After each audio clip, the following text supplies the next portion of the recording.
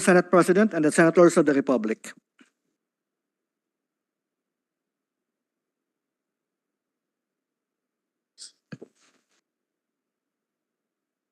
You say 460.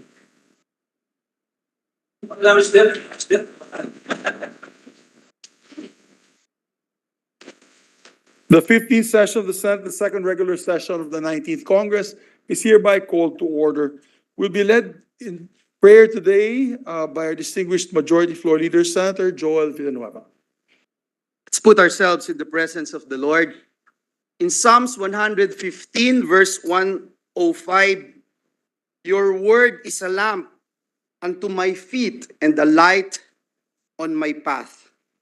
Heavenly Father, we thank and praise you for this wonderful and great opportunity you have given us to come before you today. And as we humble ourselves, we acknowledge that without you, we can do nothing. But if you are with us, no one and nothing, no circumstances here on earth can be against us. Today, as we start our session, we ask that you forgive our sins, cleanse us with your most precious blood shed in Calvary, clothe us with your robe of righteousness, and help us to do our duties and responsibilities as representatives of the people. We also pray for our countrymen who are experiencing the wrath of Typhoon Goring. We pray that you envelope them with your most precious blood and embrace them with your love and allow them, O Lord, to feel your presence and that you care for them. Also, we ask that you bless our Team Gilas today as they go against Team Italy and all the delegates of FIBA World Cup here in the Philippines. We love you, we praise you, as we carefully give back to you all the glory, all the honor and praise. In Jesus' mighty name we pray. Amen. Amen. Secretary, please call for the roll of members. Roll call of members. The Honorable Senator Angara, Senator Binay, Senator Cayetano Alan, Senator Cayetano Pia, Senator De La Rosa, Senator Ejercito, Senator Escudero, Senator Estrada, Senator Gatchalian, Senator Go, Senator Ontiveros, Senator Lapid, Senator Legarda, Senator Marcos, Senator Padilla, Senator Pimentel, Present. Senator Poe, Senator Revilla, Senator Tolentino, Senator Tulfo, Senator Villanueva, Senator Villar Cynthia, Senator Villar Mark, the Senate President.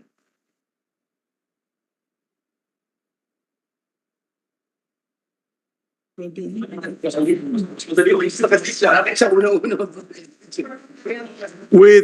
20 senators present or 19 senators present and one online, Senator Pimentel, who has symptoms, COVID symptoms, is having himself tested as we speak. The chair declares the presence of the quorum. Am I correct? 21 total, 20 present and one online. The chair declares the presence of a quorum. Thank you, Mr. President, and we wish our minority leader well. We pray for him and his safety. Mr. President, at this juncture, We have, before Senator Tolentino's raising his hand. This representation likewise wish the minority leader good health. But just a point of order, Mr. President. Are we still allowed to attend virtually, Mr. President? Only if if it's under our rules, if you have COVID or COVID-like symptoms, then you will get tested. If you're tested negative, then you have to appear the next day.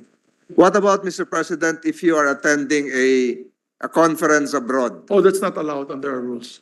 Thank you, Mr. President. Thank you. Thank you, dear colleague. Mr. President, before we proceed with the today's agenda, may I be allowed to just acknowledge some guests from the gallery? Guests of Senator Angara, Mayor Celso Batallones of Ivana, Batanes, guests of Senator Ejercito, board members Samantha Abiola and Keith Dobler from the 2nd District of Zambales, guests of Senator Padilla, Ms. Azenit Briones, and Mr. Lito Gruet, guests of this representation, Congressman Alfel Bascug of the 1st District of Agusan del Norte, Congressman Eddie Bong Plaza, our good friend, Mr. President, 2nd District, Agusan del Sur representative. We welcome our guests from the gallery.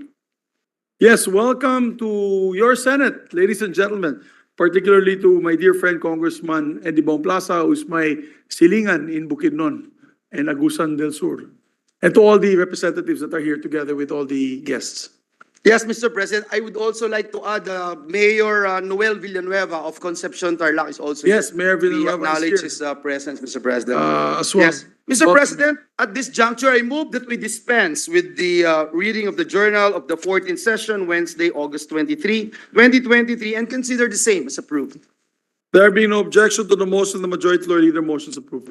Thank you, Mr. President. Mr. President, I move that we proceed with the reference of business. There being no objection, Secretary, please proceed to the reference of business. Bills on first reading, Senate number 2421, providing free insurance for covered applicants of overseas employment certificates, appropriating funds and for other purposes. Senator Lapid. To the Committees on Migrant Workers and Finance. 2422, providing for mandatory appointment of building official in provinces, cities, and municipalities, amending RA 7160 as amended. Senator Lapid. To the Committees on Local Government, Civil Service, and Government Reorganization. 2423, institutionalizing support mechanisms for public school teachers and school personnel in matters of student discipline and mechanisms for classroom management, providing for their protection in cases related thereto. Senator Lapid. To the Committee on Basic Education, Women and Family Relations. 2424, increasing the representation of Filipino migrant workers in the board of directors to the Philippine Health Insurance Corporation to 2 permanent members, 1 each for land-based and sea-based Filipino migrant workers. Senator Lapid. To the Committees on Health, Demography, and Migrant Workers. 2425, institutionalizing a nationwide language revitalization program and providing funds therefore. Senator Lapid. To Committees on Basic Education, Culture, and Arts, and Finance. Resolutions, proposed Senate Resolution 750, congratulating, commending Vanessa Sarno for winning the three golds at the 2023 Asian Youth Junior Weightlifting Championships held in New Delhi, India. Senator Lapid. To Committee on Rules.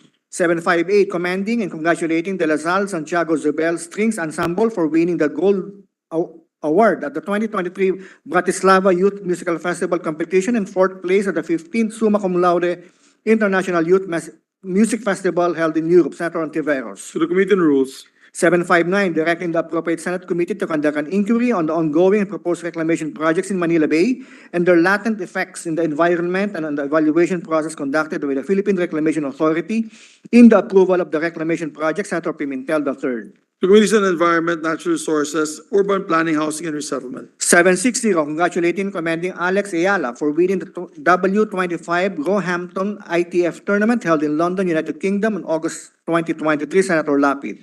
To the Committee on Rules.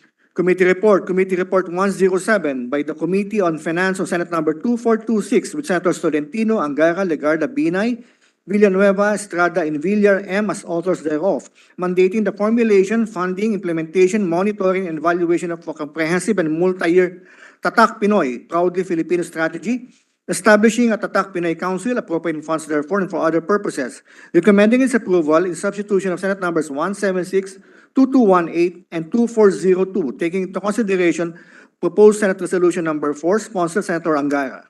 For the calendar of ordinary business. Please proceed to additional reference of business. Additional reference of business, messages from the House of Representatives, letter from the House informing the Senate that on 9 August 2023, it passed the following House bills in which requests the concurrence of the Senate. House number 8201, establishing the CDO Sendong Memorial Eco Parks and Shrines in the city of Cagayan de Oro and appropriating funds therefore. To Committees on Environment, Natural Resources, and Public Works and Finance. House number 8202, declaring a parcel of land in Olangi and Owas, Ligao, and Tabaco, Albay, a protected area. 8394, declaring a parcel of land in Mayantok and San Jose, Tarlac, a protected area. 8395, declaring a parcel of land in President Manuel A. Rojas, Katipunan, and Sayan in Zamboanga del Norte, a protected area. 8504, declaring a parcel of land in Sultan Naga de Maporo, Lanao del Norte, a protected area. To the Committees on Environment, Natural Resources, and Finance. 8261, mandating the full rehabilitation, upgrading, and maintenance of the Roman Superhighway in Bataan. To the Committee on Public Works, Environment, Natural Resources, and Finance. 8263, converting the road from Daang Maharlika Junction to the barangays of Tabon-Tabon, Estanza, Pinarik, Legazpi City, Albay into a national road. 8285, relocating the South Cotabato 1st District Engineering Office from Lagao, General Santos City to Tupi, South Cotabato. 8526, relocating the Cotabato 3rd District Engineering Office from Melang to Matalam, Cotabato, amending Section 1 of RA 11490. Committees on Public Works and Finance. House number 8527, renumbering the district engineering offices of the DPWH Bukidnon to correspond with the legislative district number where they are located. To the Committee on Public Works. 7048, declaring the Diongan Falls in Bonbonon, Ilagan City, Lanao del Norte, ecotourism destination. Committees on Tourism, Environment, Natural Resources, and Finance. 8464, declaring the Innovative Tissue Culture Laboratory for Ornamental Plants, also known as the I Love Garden City Project in Barangay Santa Cruz, Giginto, Bulacan, a tourism site. Committees on Tourism, Science and Technology, and Finance. 8465, declaring the immediate environs of the St. Martin of Tours Parish Church in Poblacion, Bocaue, Bulacan, a tourism destination. The Committees on Tourism and Finance. House number 293, LTFRB Office in the Lone District of Bacolod, Negros Occidental. 4275, a Class D District Office of the LTO in Nabua, Camarines Sur. 8186, establishing LTO District Office in Sulop, Davao del Sur. 8239, establishing a Maritime Industry Authority Regional Office in Balanga, Bataan. And appropriate funds therefore. 8279, establishing an LTO District Office in Cordova, Cebu. 820, LTO District Office, Consolacion, Cebu. 8281, LTO Office, Cataran, Cagayan, into a regular LTO District Office. 8282, LTO Transportation Office in Taal, Batangas, into a District Office. 8283, establishing an LTO District Office in Padre Garcia, Batangas. 8284, converting the LTO office in the PAD District Office into a Class C LTO District Office, renaming the same as Siargao District Office and appropriating funds therefore.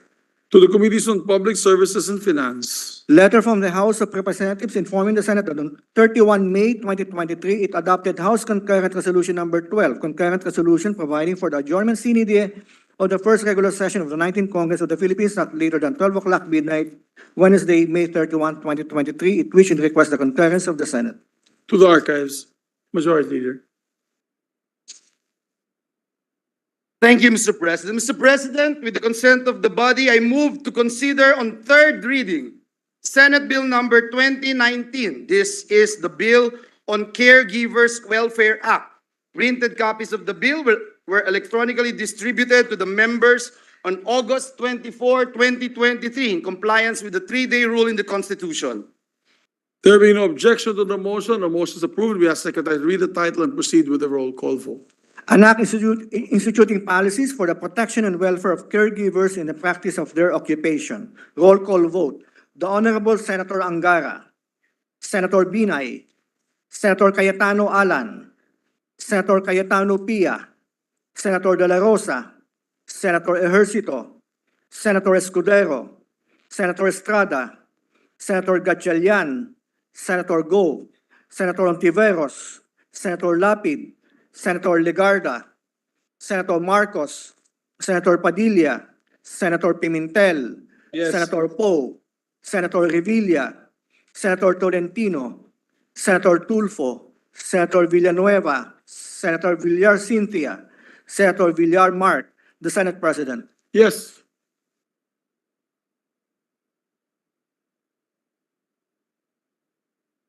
So with 21 affirmative votes, 0 negative votes, 0 abstentions, Senate Bill number 219 is hereby approved on third reading. Congratulations to the sponsor and authors. Yes, Mr. President. Mr. President, may I just be allowed? Yes, Senator Villar is also marked as a yes because she's right there. She was in this side. She gave the thumbs up. So please record Senator Villar's yes vote. So that's 21. 21. Thank you, Mr. President. Mr. President, just to put on record, Mr. President, that this representation, together with Senator Bato de la Rosa, would like to be made co-authors of the measure with the indulgence of our chairperson, As well as, including the Senate President, considering that the chairperson adopted all our amendments, Mr. President. Mr. President, also, I would like to state for the record that Senator J.V. Ercito voted in the affirmative. Mr. President. and he presided until the Yes, Mr. second reading. Mr. President, of may the I, measure. may I move that the In- author, He presided, and he did not want to be replaced to show support for his brother. but he doesn't The want passage to of be this the caregiver of his brother, Mr. President.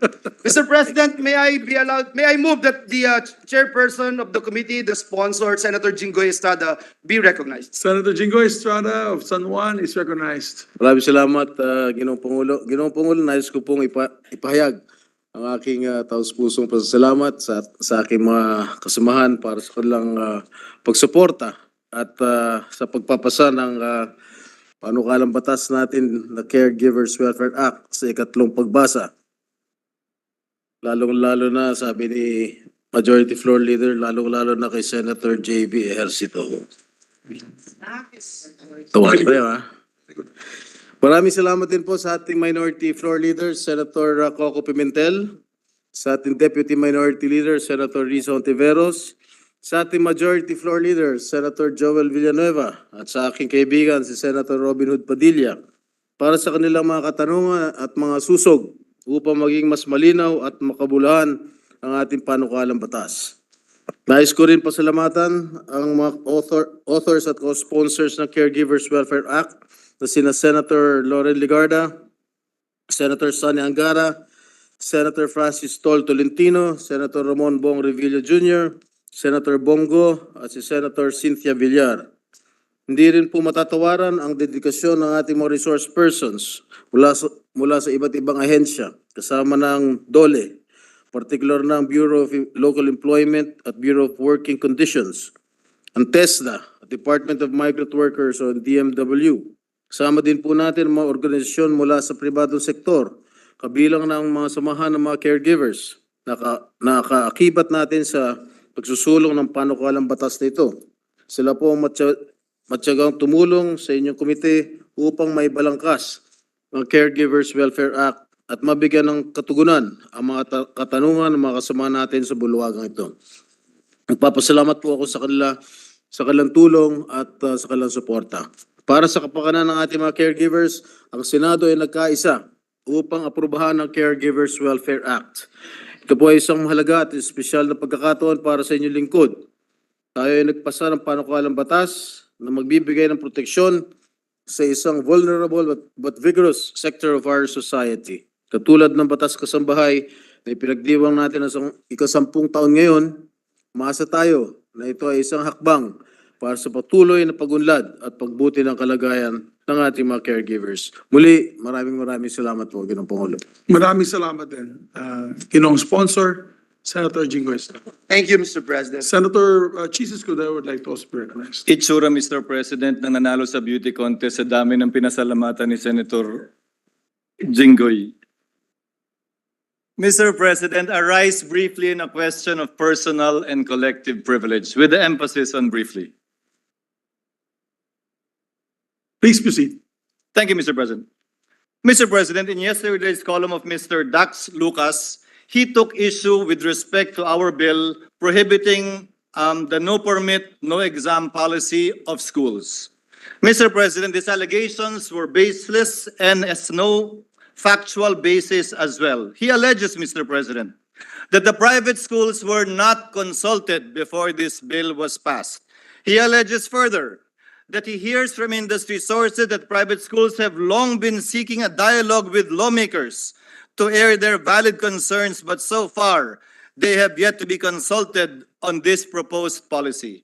He alleges also, Mr. President, that we are only doing this because of the upcoming national and local elections, and that according to him, it is easy for lawmakers to pass a populist piece of legislation even if it will cause the demise of our private educational system.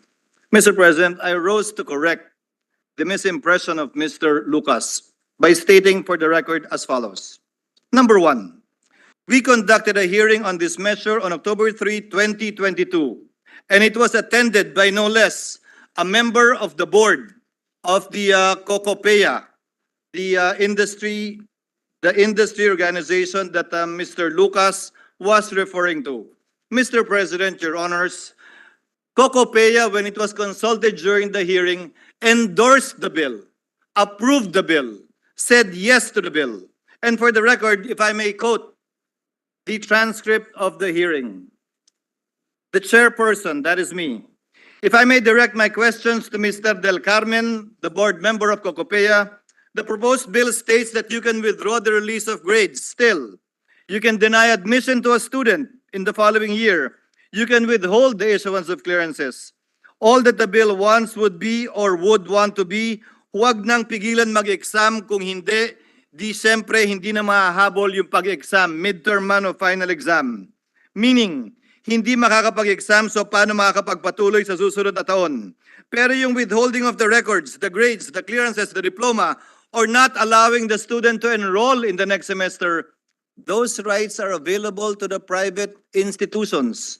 Ang pinupunto lamang naman natin sa bill, Mr. President, Your Honor, is that pinayagan mo mag-enroll yung bata sa semester na yun ng hindi bayad. Hindi mo pwedeng gamitin pang hostage, yung hindi mo papayagan mag-exam kung walang permit ng hindi bayad. Kung talagang hindi bayad, pa-examinin, patapusin yung semester, huwag mong payagan pumasok sa susunod na semester pag hindi nakapagbayad dun sa naunang semester. Mr. President, this has been the chokehold of private institutions insofar as students who are unable to pay their tuition fees concerned.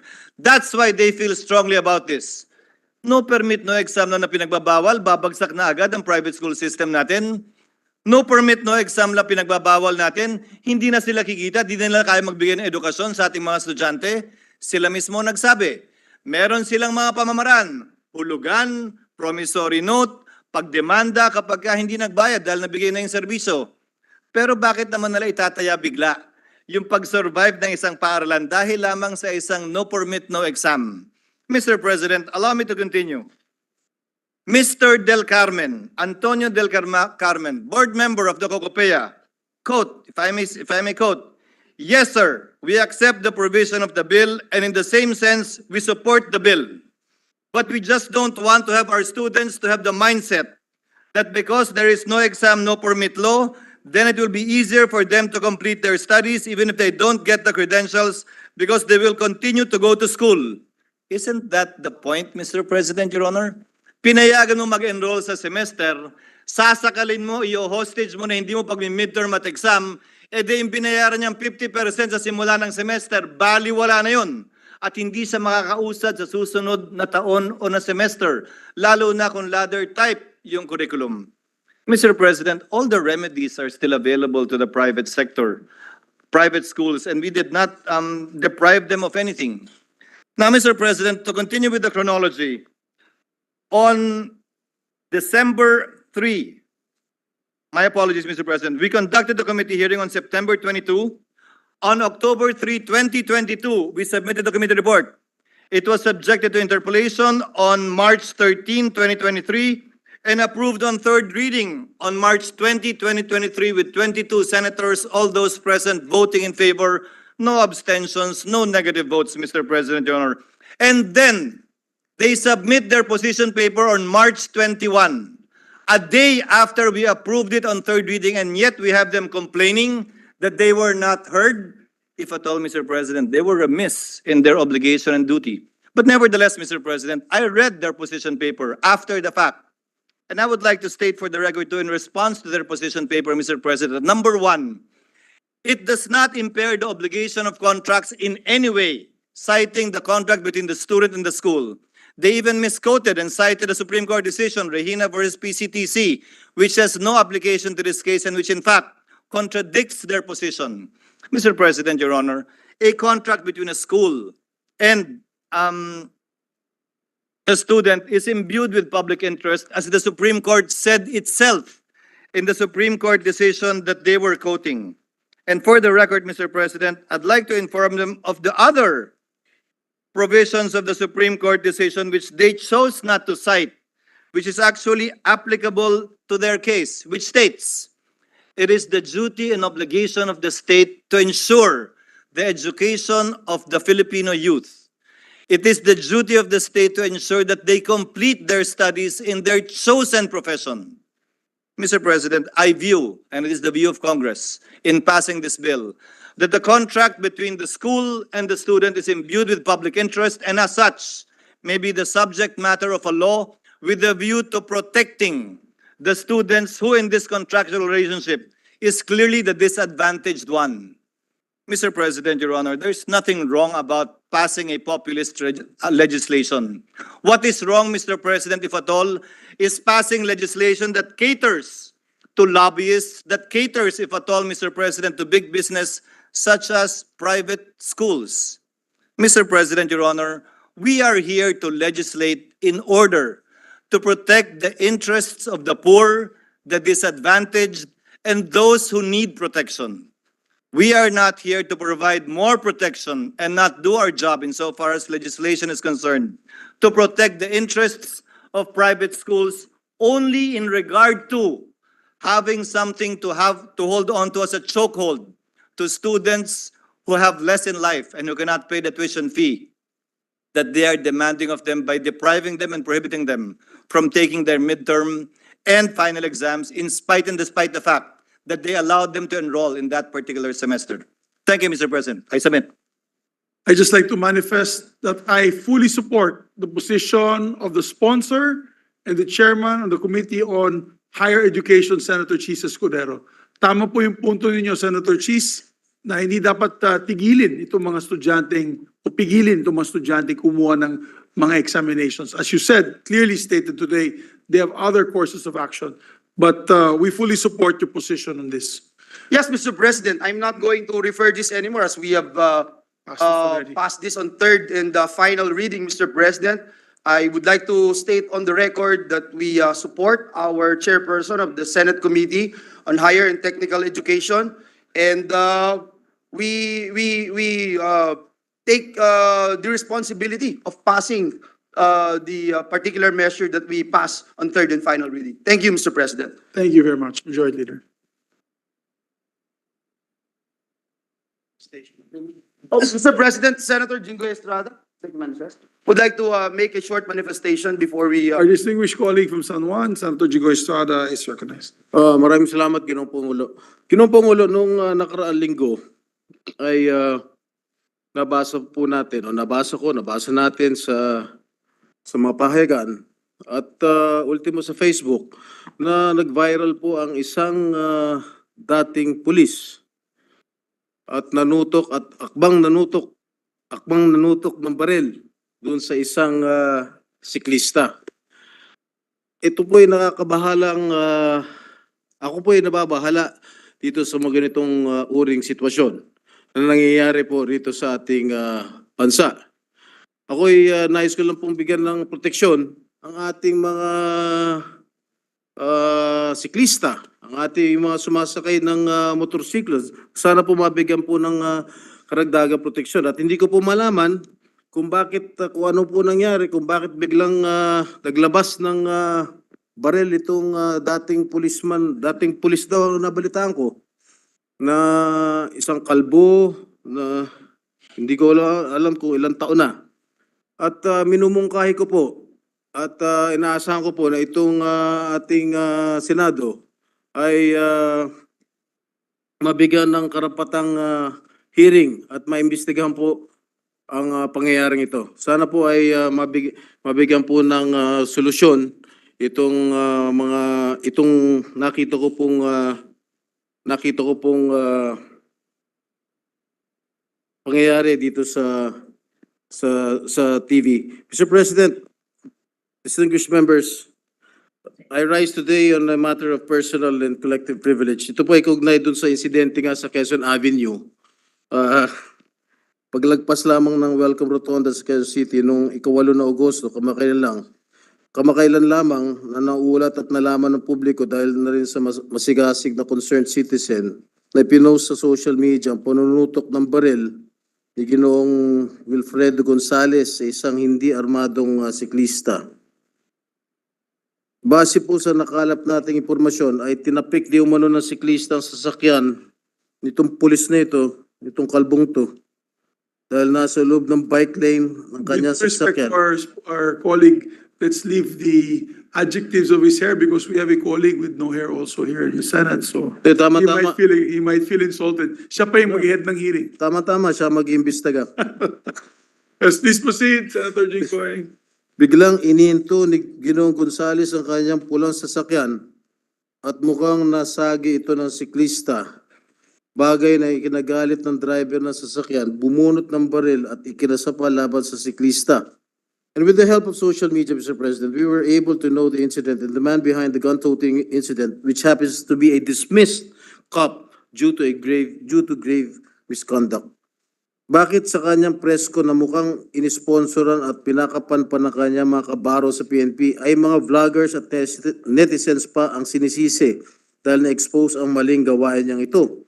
Had this issue not surface, mababaon lamang ito, margabyadong publiko at malamang maulit pa sa iba. And we must not accept this culture of impunity to continue, especially on our public roads. Clearly, Mr. Gonzales is a danger to the cycling, commuting, or riding public. Thank you, Mr. President, and I hope we refer it to the appropriate committee, Yes, Mr. President. and I know why you're very passionate about this, because your little brother is a cyclist, and you also want to see safe roads for Senator JV. So we really appreciate it. But, Mr. President, who is that little brother? Senator JV Oh, he goes to work thank you. in the bicycle every Thank day. you, Mr. President. Yes. Mr. So- Mr. President, Senator Pia Cayetano is Another also- cyclist.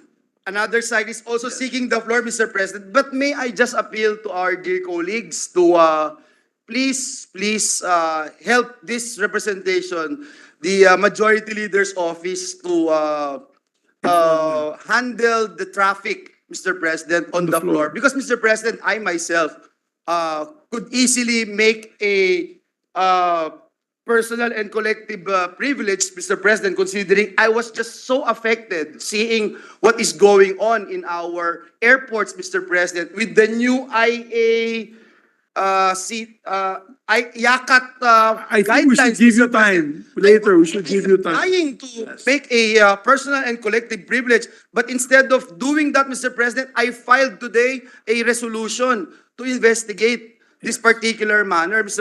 We support President. you on that. Yes, Mr. President. But I just wanted to make an appeal, Mr. President, and I hope the distinguished lady also from Taguig Pateros would also be heed my appeal, Mr. President. Although she's also a cyclist. And But she's the because she's a author cyclist, I of know the that- Safe Pathways. Yes, Mr. She's the President. author of the Safe Path. The key word is safe. Safe pathways. Please proceed, my distinguished colleague from Taguig and Pateros. Actually, Mr. President, I did not take the floor to avail of to do a privileged speech. I'm very mindful of the difficult job of the majority floor leader to traffic what goes on in the Senate. And that's why, as he knows, you don't have to appeal to me, I was patiently waiting for my turn to deliver a privileged speech. So hindi ho ako kailangang pakiusapan because I'm a good follower of our rules. But since na-discuss na rin yung topic na ipi-privilege speech ko, I simply said to the majority floor leader na pasalitain mo naman ako sandali para lang masabi ko na nakakatuwa naman na may dalawang estradang magkapatid who are taking on the issue of peace and order and the safety of cyclists, motorists, and pedestrians. So nagpapasalamat lang ako sa kanila, hindi pa ito yung privilege speech ko. And I do join the majority floor leader in my support na i-traffic niya na maayos. So wala na ho akong sasabihin doon. Happy na po ako na may dalawa akong kasamahan na estrada na ipaglalaban itong issue nito. So at the proper time, I will deliver my privilege speech, Majority Floor Leader, Senate President. Thank you, And Mr. I President. will stay beyond till late tonight so we can listen to Tayo her speak. magstay, manunod ho tayo at magsusupport ho tayo ng gilas. So at I'll the stay for proper time, this one. we also Proper have time. to leave, Your Honor.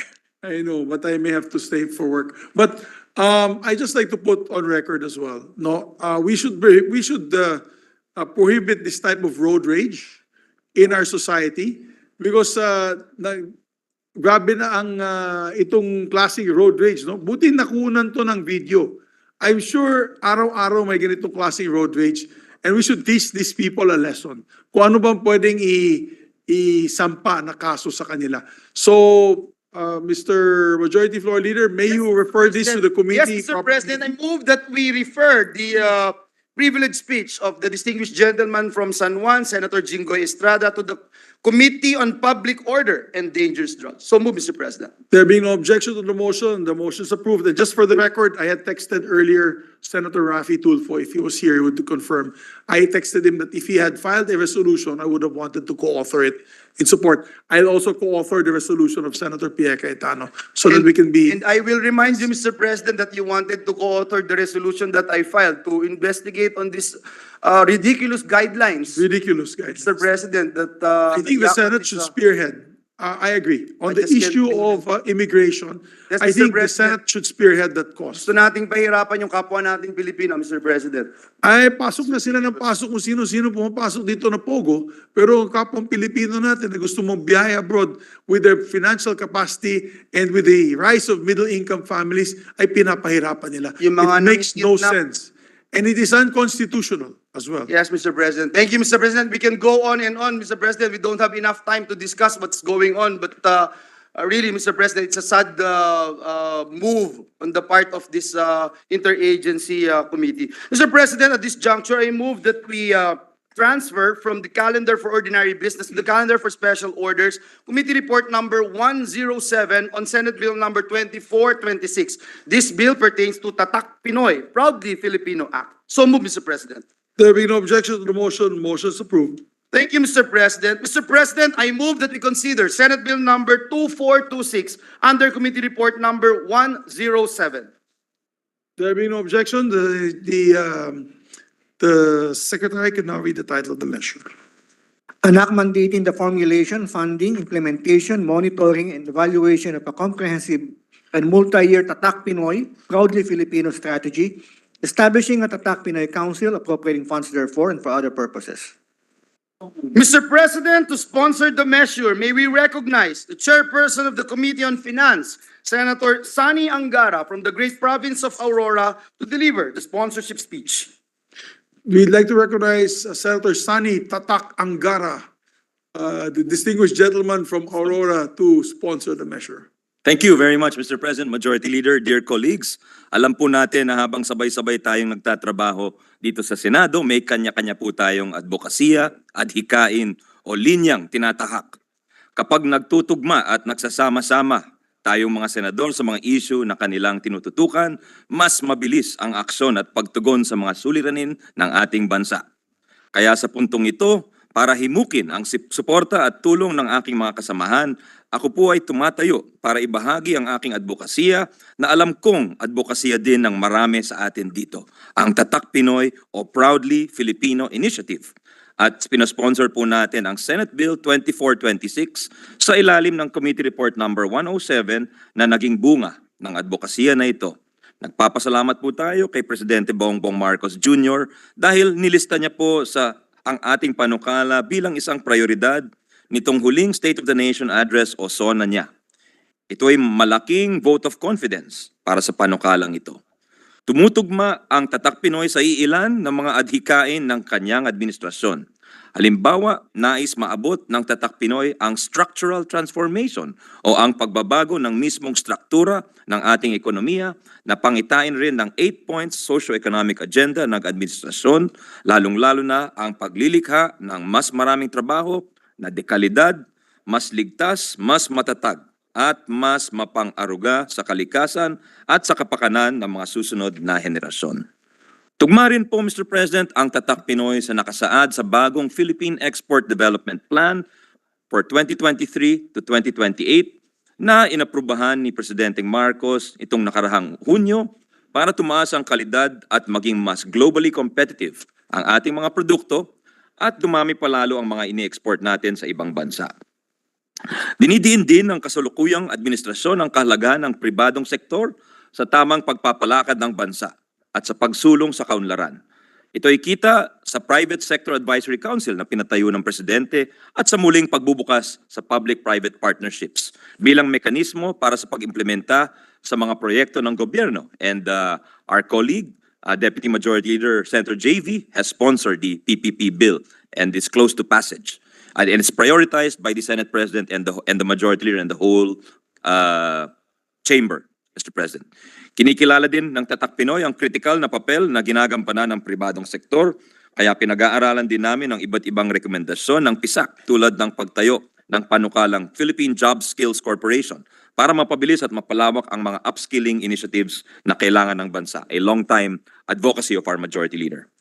Higit sa lahat, Ginoong Presidente, humahalili ang Tatak Pinoy sa payak, ngunit napaka-importanting mensahe ni PBBM itong nakarang eleksyon, ang pagkakaisa o unity. Sama-sama tayong babangon muli, ika nga. We believe Tatak Pinoy is as unifying a measure or advocacy as we can ever hope to have.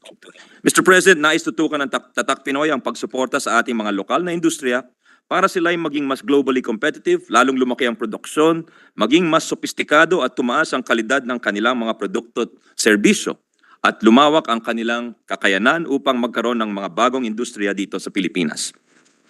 Kapag tinangkilik at sinuportahan kasi ng buong bansa ang mga industriyang sariling atin, magkakaroon ng mas maraming trabaho, mas mataas ang sahod, mas maraming negosyo, at mas maganda ang kita, at mas maraming pagkakataon sa kanayunan para umasenso ang ating mga kababayan.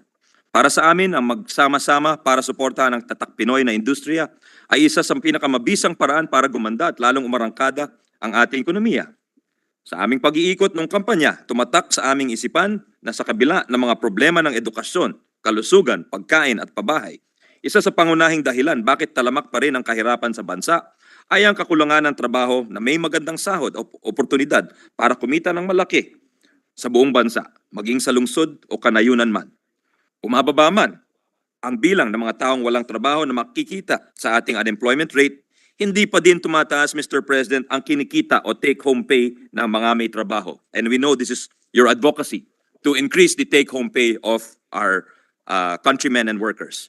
Nag-aalisan pa ho ang mahuhusay na trabahador o profesional na Pinoy, the so-called brain drain. Lumalabas po kasi na kahit na lumalaki ang ating ekonomiya kada taon, hindi pa rin ito nangangalugan na umuunlad ang nakararami. At mismong struktura ng ekonomiya ang isa sa pangunahing dahilan kung bakit hindi umaasenso ang bansa. Napagtanto namin na para maresolba ang masalimuot na isyong ito, kailangan magtulungan ang lahat para suportahan at tangkilikin ang mga kumpanya at industriya at produkto na sariling atin. At napakalaki dito ang magagawa ng pamahalaan. One avenue we saw that we could help is through the national budget, and in 2020, we augmented, this chamber augmented roughly 2 billion, which was the biggest additional infusion the DTI ever received in its history. These funds were supposed to go to shared services facilities, fab labs, negosyo centers, investment promotions, international trade fairs, road shows, more meetings to narrow the country's trade deficit and build new industries under the leadership of then Secretary Ramon Lopez, as well as the One Town, One Product, which is now close to becoming a law, among others, Mr. President. At nagpatawag rin po tayo ng hearing noon para maintindihan lalo mga plano at strategiya ng gobyerno hinggil sa industrialisasyon at pagpapalago ng mga local industries. Naganap po ito noong February 26, 2020. And we all know what happened a few weeks after that. We were hit by the COVID-19. And as history has shown, those funds that we put in the DTI were reverted to the national government in order to give the ayuda under the Bayanihan to Heal as One Law, or RA 11469. Hence our office, since then, pagkatapos ng pandemya, nabuhayin ulit tayo, nabuhayin itong advokasya natin. So our office continued its online consultations with industry associations, civil society leaders, and local government officials. And through these consultations, we learned about the problems with raw materials and marketing of the Inabel weavers in Ilocos Sur, about the promise and constraints of mulberry tree growing and silkworm cultivation in Bacnotan, La Union, the potential of the pili nut to jumpstart a homegrown cosmetics and wellness industry in the Bicol region, or the challenges faced by electronics exporters in claiming their VAT refunds or complying with the effluent or wastewater standards of the DNR. We even took time to deliver an online lecture with some graduates of Stanford University. We also incorporated the broad objectives of Tatak Pinoy in many of our legislative interventions during the 18th Congress with the support of many of our colleagues. One was the Bayanihan to Recover as One Act, or Bayanihan 2, which focused on keeping our economy afloat through many provisions, the preference for locally manufactured PPEs, the provision of credit to MSMEs and corporations, the expansion of the SBC or the Small Business Corporation, which you helped champion, Mr. President, the establishment of low interest and flexible loan programs by Land Bank and DBP, assistance to tourism enterprises and workers, e-commerce, promotion, and support to the agricultural sector, among several others. And with the help of our Ways and Means Committee Chair, Pia Cayetano, we proposed several amendments to the CREATE Law, or RA 11534. The first was giving greater incentives for investors whose activities will generate new knowledge and intellectual property licensed in the Philippines through local R&D, and which lead to the commercialization of patents, industrial designs, copyrights, and utility models. The second was mandating the FIRB, or the Fiscal Incentives Review Board, to adopt policies for developing and expanding the domestic supply chain, to promote diversification and sophistication of products, and to cater to local market demand. The third was to mandate the SIPP, or the Strategic Investment Priority Plan, formulated by the BOI, or the Board of Investments, to include the President's approval, non-fiscal support for creating high-skilled jobs, growing a local pool of globally competitive MSMEs, expanding local supply, and reducing the dependence on imports. There are also relevant provisions in the GAA, or the General Appropriations Act, or the Budget Law of 2021, 2022, and 2023. Again, there is the domestic preference in government procurement, the direct purchase by the national and local government of agricultural products from local farmers and fisherfolk, aligned with the Sagip-Saka Act of former Senator Kiko Pangilinan.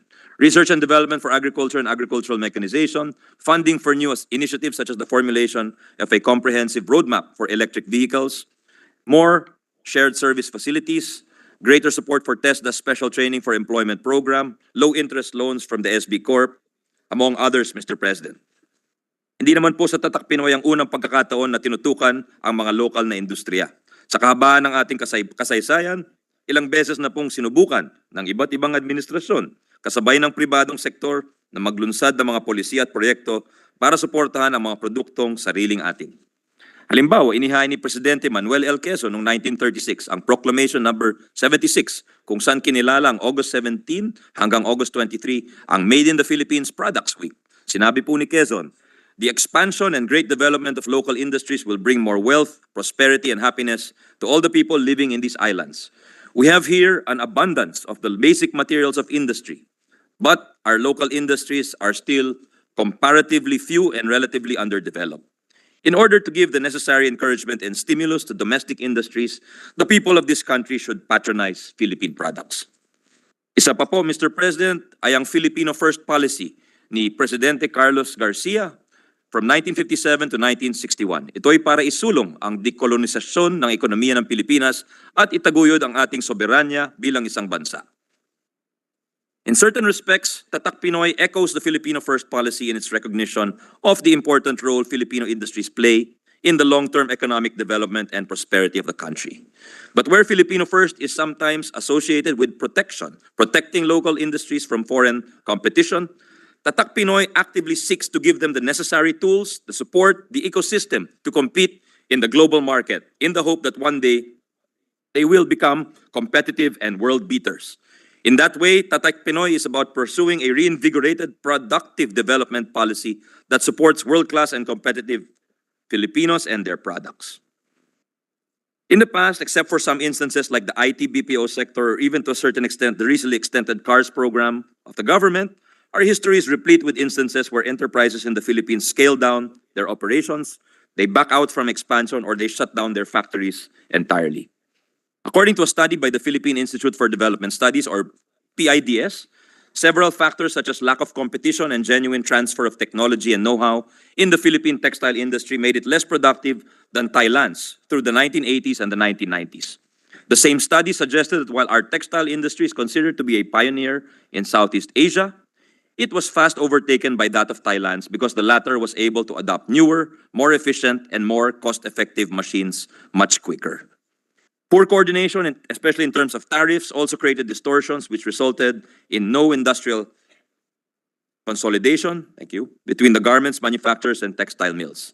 As a result, it made it easier for mill owners in the country to relocate elsewhere, especially when China started evolving into the world's factory. Mr. President, another instance is when Intel,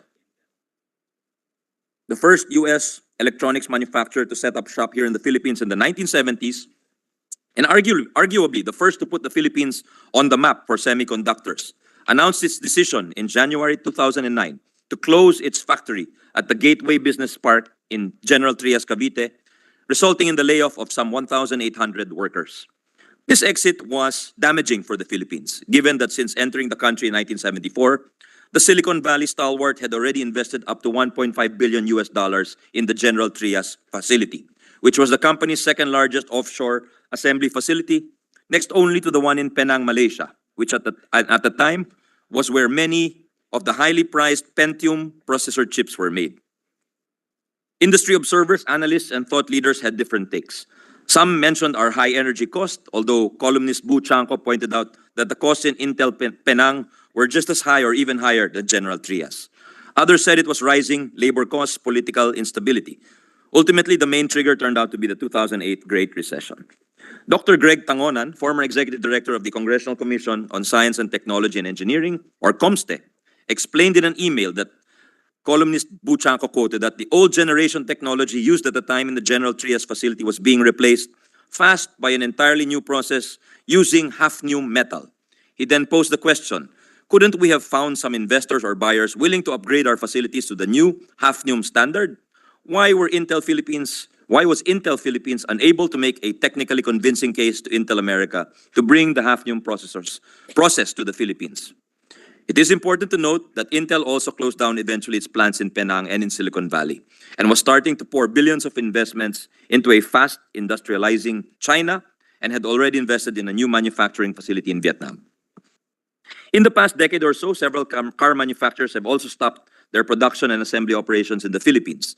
The two most recent ones amid the pandemic, with Nissan deciding in 2021 to stop production of the Almera model and Honda shuttering it the year before its operations for the BRV and the Honda City. Both were housed in facilities at Santa Rosa, Laguna. Then in 2019, Isuzu stopped producing its D-Max mid-sized pickup model, while in 2012, Ford ceased its operations in Mariveles, Bataan. While, Mr. President, there are idiosyncrasies for each case, there are general themes to these closures. First is that the scale of production was minuscule compared to the car brand's operations in other countries. For instance, Isuzu's facilities in the Philippines were only producing 5,000 units a year, while its operations in Thailand churned out 1 million. Second was that because of several factors such as having a limited local supply base, higher taxes, and more expensive costs of doing business in the Philippines, it was actually cheaper and less risky to import fully built cars rather than have them built in the Philippines for the Filipino market. And third was that the shutdowns did not significantly curtail the sales of these car brands throughout the country. People still needed to buy cars, whether or not they were produced here in the Philippines. These are but some of the cases, Mr. President, that demonstrate our long-standing difficulties with economic policy. They underscore that while we may enjoy some success with attracting investors into the country, it appears we're not doing enough of the work that would keep them in the country. And given that the challenges were so multifaceted, overlapping, and far-reaching, clearly no single government agency could have resolved the issues by themselves quickly enough to keep these enterprises from shutting down and leaving the country. Which is why coordination at the highest levels of government will be critical to the success of any Made in the Philippines, Tatak Pinoy, Proudly Filipino strategy. Mr. President, napakahirap ang magpausbong at magpalaki ng industriya. Ngunit mahalagang gawin ang trabahong ito dahil dito lamang nagkakaroon ng magandang trabaho at pagkakataon ng ating mga kababayan para sila'y umasenso. Pero sa dami ng mga sektor na kailangan pag-aralan at tutukan at sa bilis ng pagbabago ng teknolohiya at komersyo, mahalagang magkaroon ng malinaw at mapapagkatiwalaan na pamamaraan para mapagdesisyonan kung alin nga ba ang dapat suportahan. Kaya natin isinusulong ang Tatak Pinoy ngayon ay dahil sa trabaho nila Dr. Ricardo Hausman ng Harvard University at Cesar Hidalgo na dating MIT at ngayon nasa University of Toulouse, France.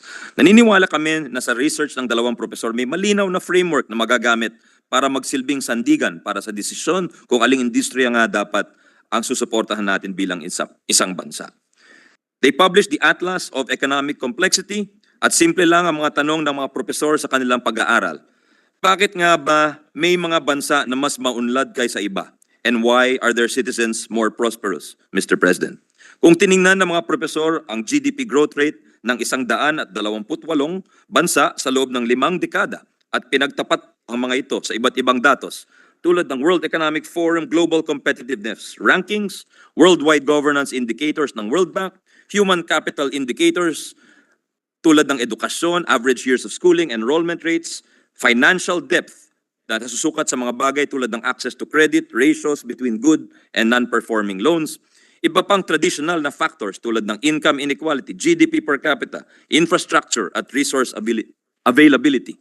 Pinaghambing-hambing po nila ang sari-saring mga sukatan, Mr. President. And based on their analysis, Hausman and Hidalgo found that none of the factors or variables used to traditionally explain economic growth actually correlated or predicted a country's future economic growth. They hypothesized instead that economic complexity, which is a measure of the diversity and sophistication of a country's productive capabilities, would instead be a better explanation of why countries develop. The result was similar when it comes to analyzing education-related variables, where education factors such as enrollment rates and average years of schooling could explain up to 3% of the variance between growth rates of various countries between 1978 and 2008. Economic complexity could explain up to 15%. So it had 5 times the predictive power of education. And these findings were similar when comparing against other economic indices. So one particularly useful aspect about these economic complexity index rankings was how they used big data analysis and creative visualizations to numerically calculate the economic complexity of any given country or economy. This enabled them to rank each country based on what has since been called the Economic Complexity Index, or ECI. To illustrate, according to the latest ECI of 2021, out of 131 countries, the following are the 5 most economically complex countries in the world. First is Japan, second is Switzerland, third is Chinese Taipei, fourth is South Korea, and fifth is Germany. And the average GDP per capita among these 5 countries amounts to $50,232, Mr. President. In contrast, the bottom 5 are Chad, Guinea, Papua New Guinea, the Democratic Republic of Congo, and Burkina Faso. The average GDP for these countries is $1,197 per annum. Research has also shown that economic complexity is rigorous enough to even account for differences in income per capita and income inequality between different regions within a country.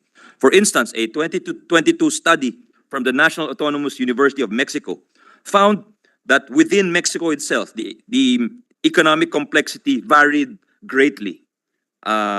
If we look at regions, there is the poorest region is Guerrero in Mexico, where people make an average of $5,281 GDP per capita.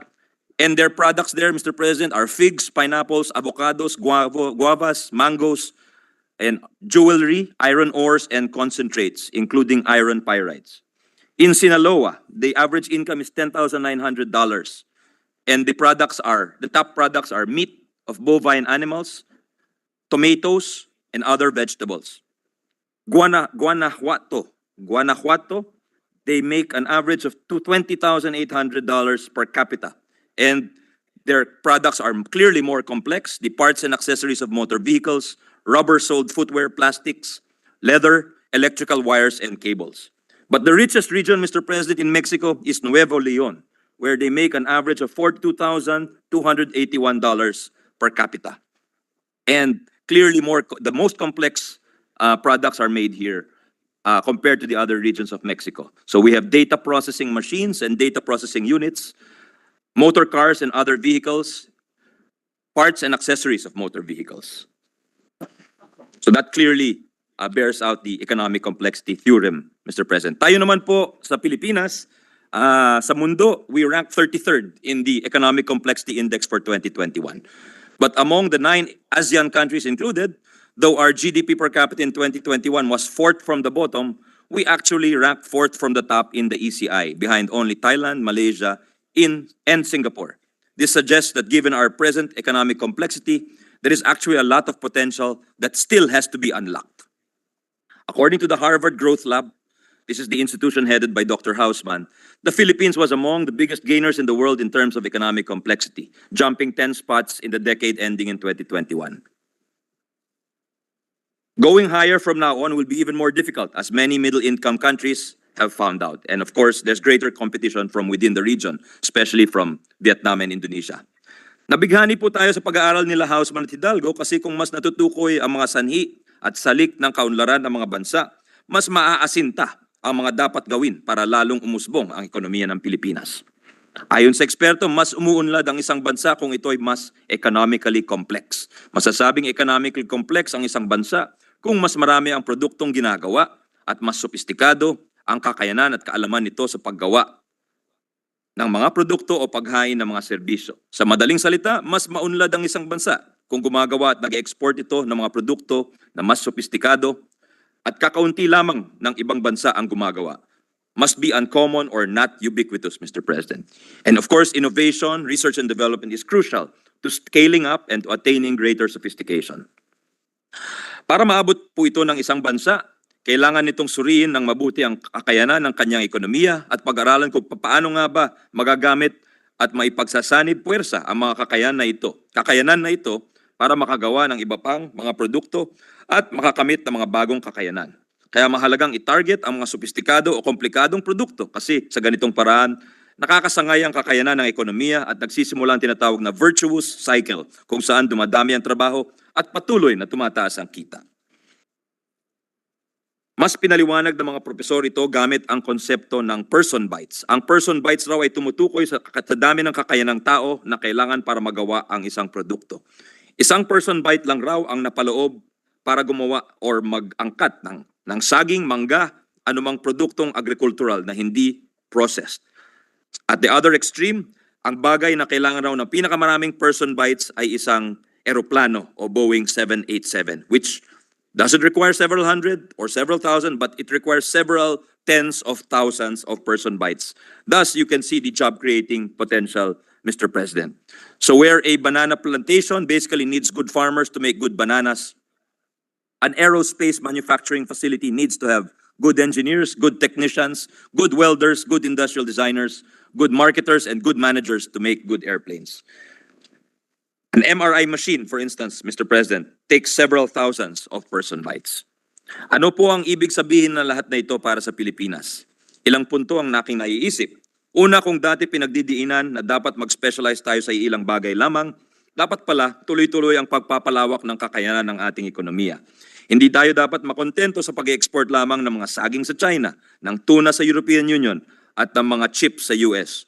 The more we make, the more we export, the better for our countrymen. We must specialize and we must diversify. Pangalawa, hindi sapat na magagaling ang ating mga engineers, scientists, technicians, managers at workers. Dapat organisado sila. Dapat kompleto ang rekados para madali silang magsanib puwersa at magsama-sama para makagawa ng mga bagong produkto at serbisyo. Kung limitado ang interaksyon ng mga taong ito, limitado din ang magagawa ng kabuuang ekonomiya.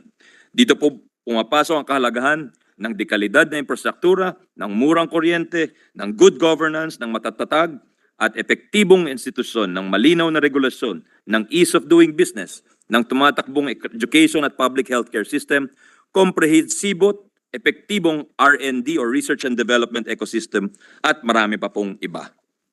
Pangatlo, kailangan may bumibili o demand para sa mga produkto at serbisyong ginagawa o hinahain ng ating ekonomiya. Gaano kasopistikado o kaganda ang ating mga produkto, kung hindi ito umaabot at binibili ng marami sa merkado, wala itong kontribusyon sa kaunlaran at kasaganahan ng ating ekonomiya. Kaya hindi lamang tayo dapat nakatutok sa pagpaparami ng mga produkto natin, dapat din natin pagandahin ang marketing at branding nila. Pangapat po, Mr. President, kailangan magsanib puwersa ang gobyerno at ang pribadong sektor. Hindi kakayanin kung magkanya-kanya po tayo. Neither the public nor the private sector can manage by themselves all the work that needs to be done.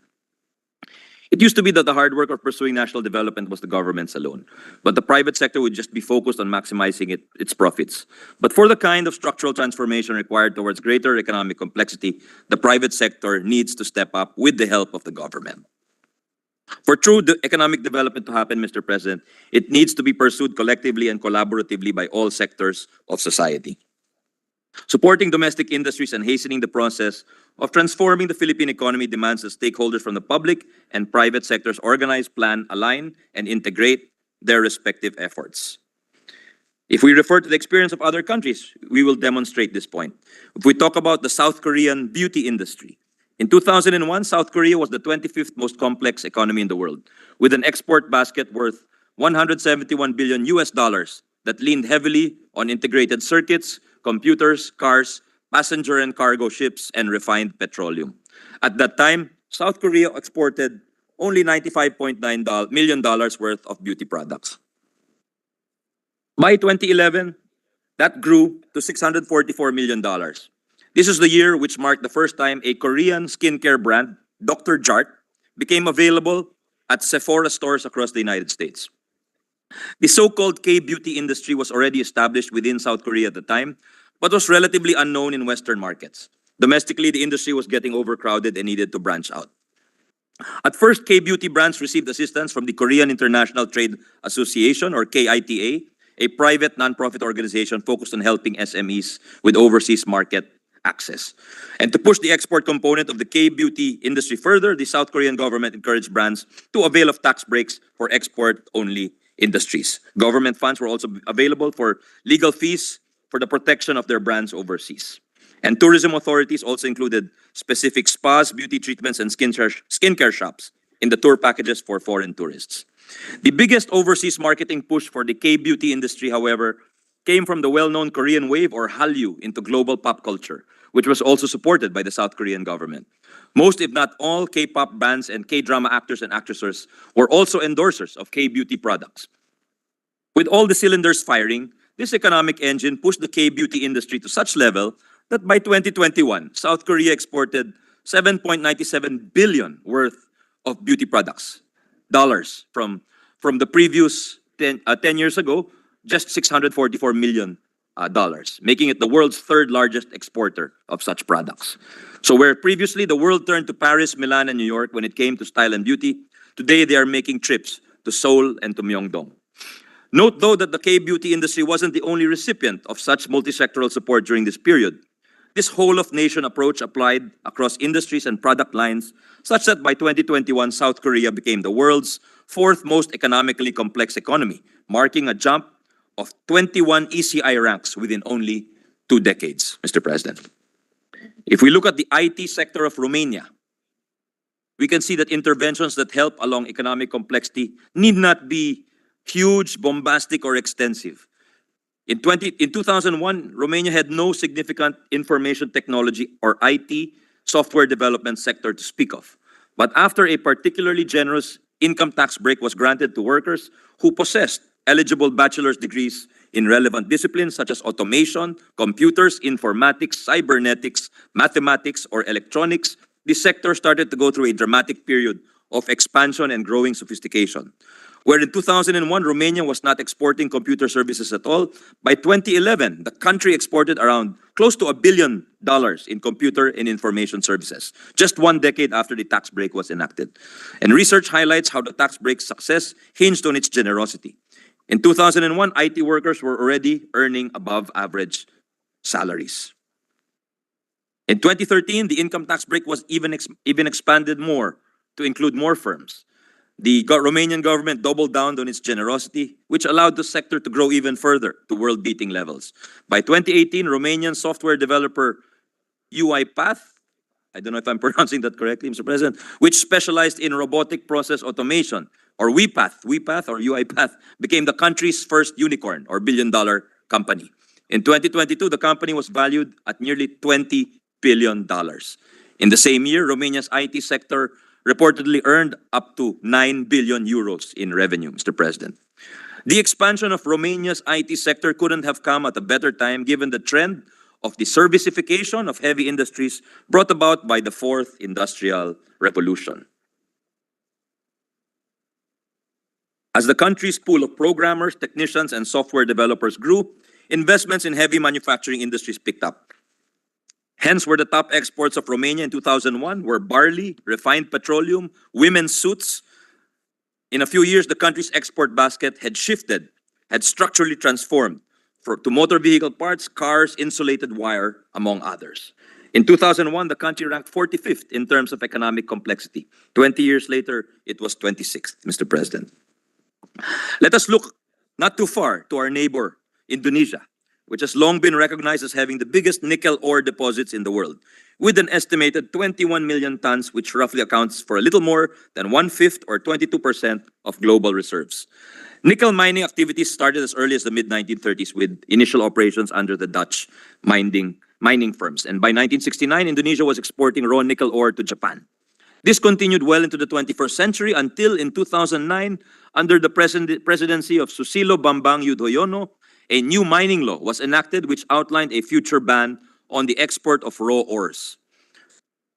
It is explained that the avowed goal of the law was to jumpstart a minerals processing industry by forcing companies to smelt their ores domestically.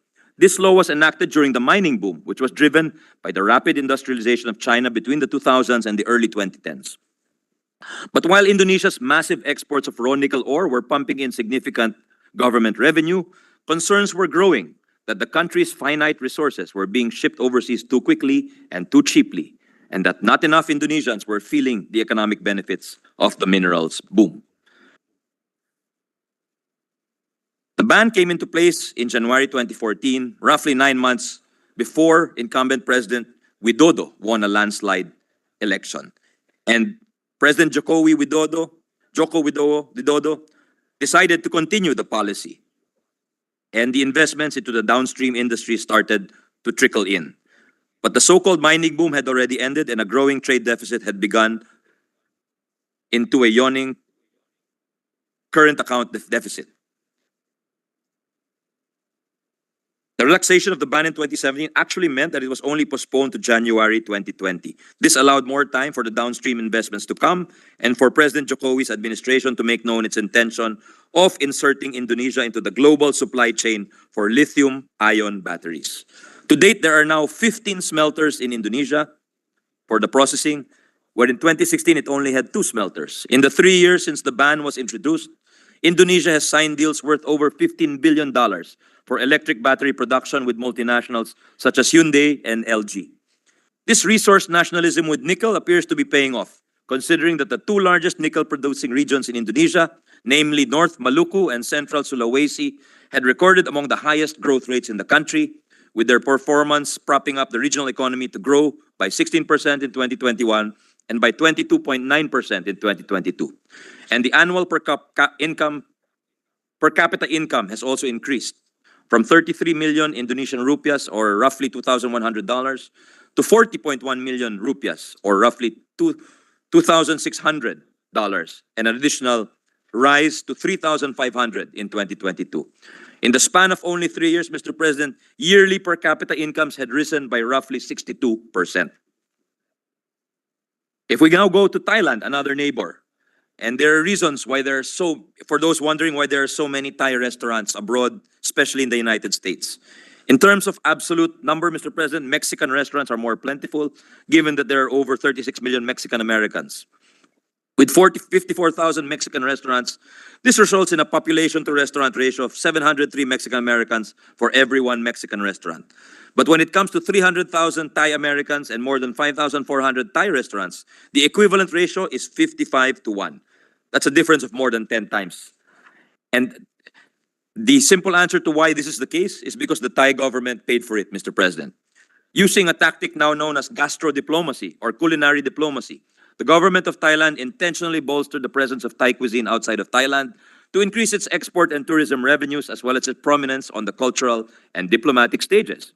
In 2001, the Thai government established the Global Thai Restaurant Company in an effort to establish at least 3,000 Thai restaurants worldwide. At the time, Thai Deputy Commerce Minister Asvin Vichit told the Wall Street Journal that the government hoped the chain would be like the McDonald's of Thai food. Apparently, the Thai government had been training chefs at its culinary training facilities to send abroad for the previous decade.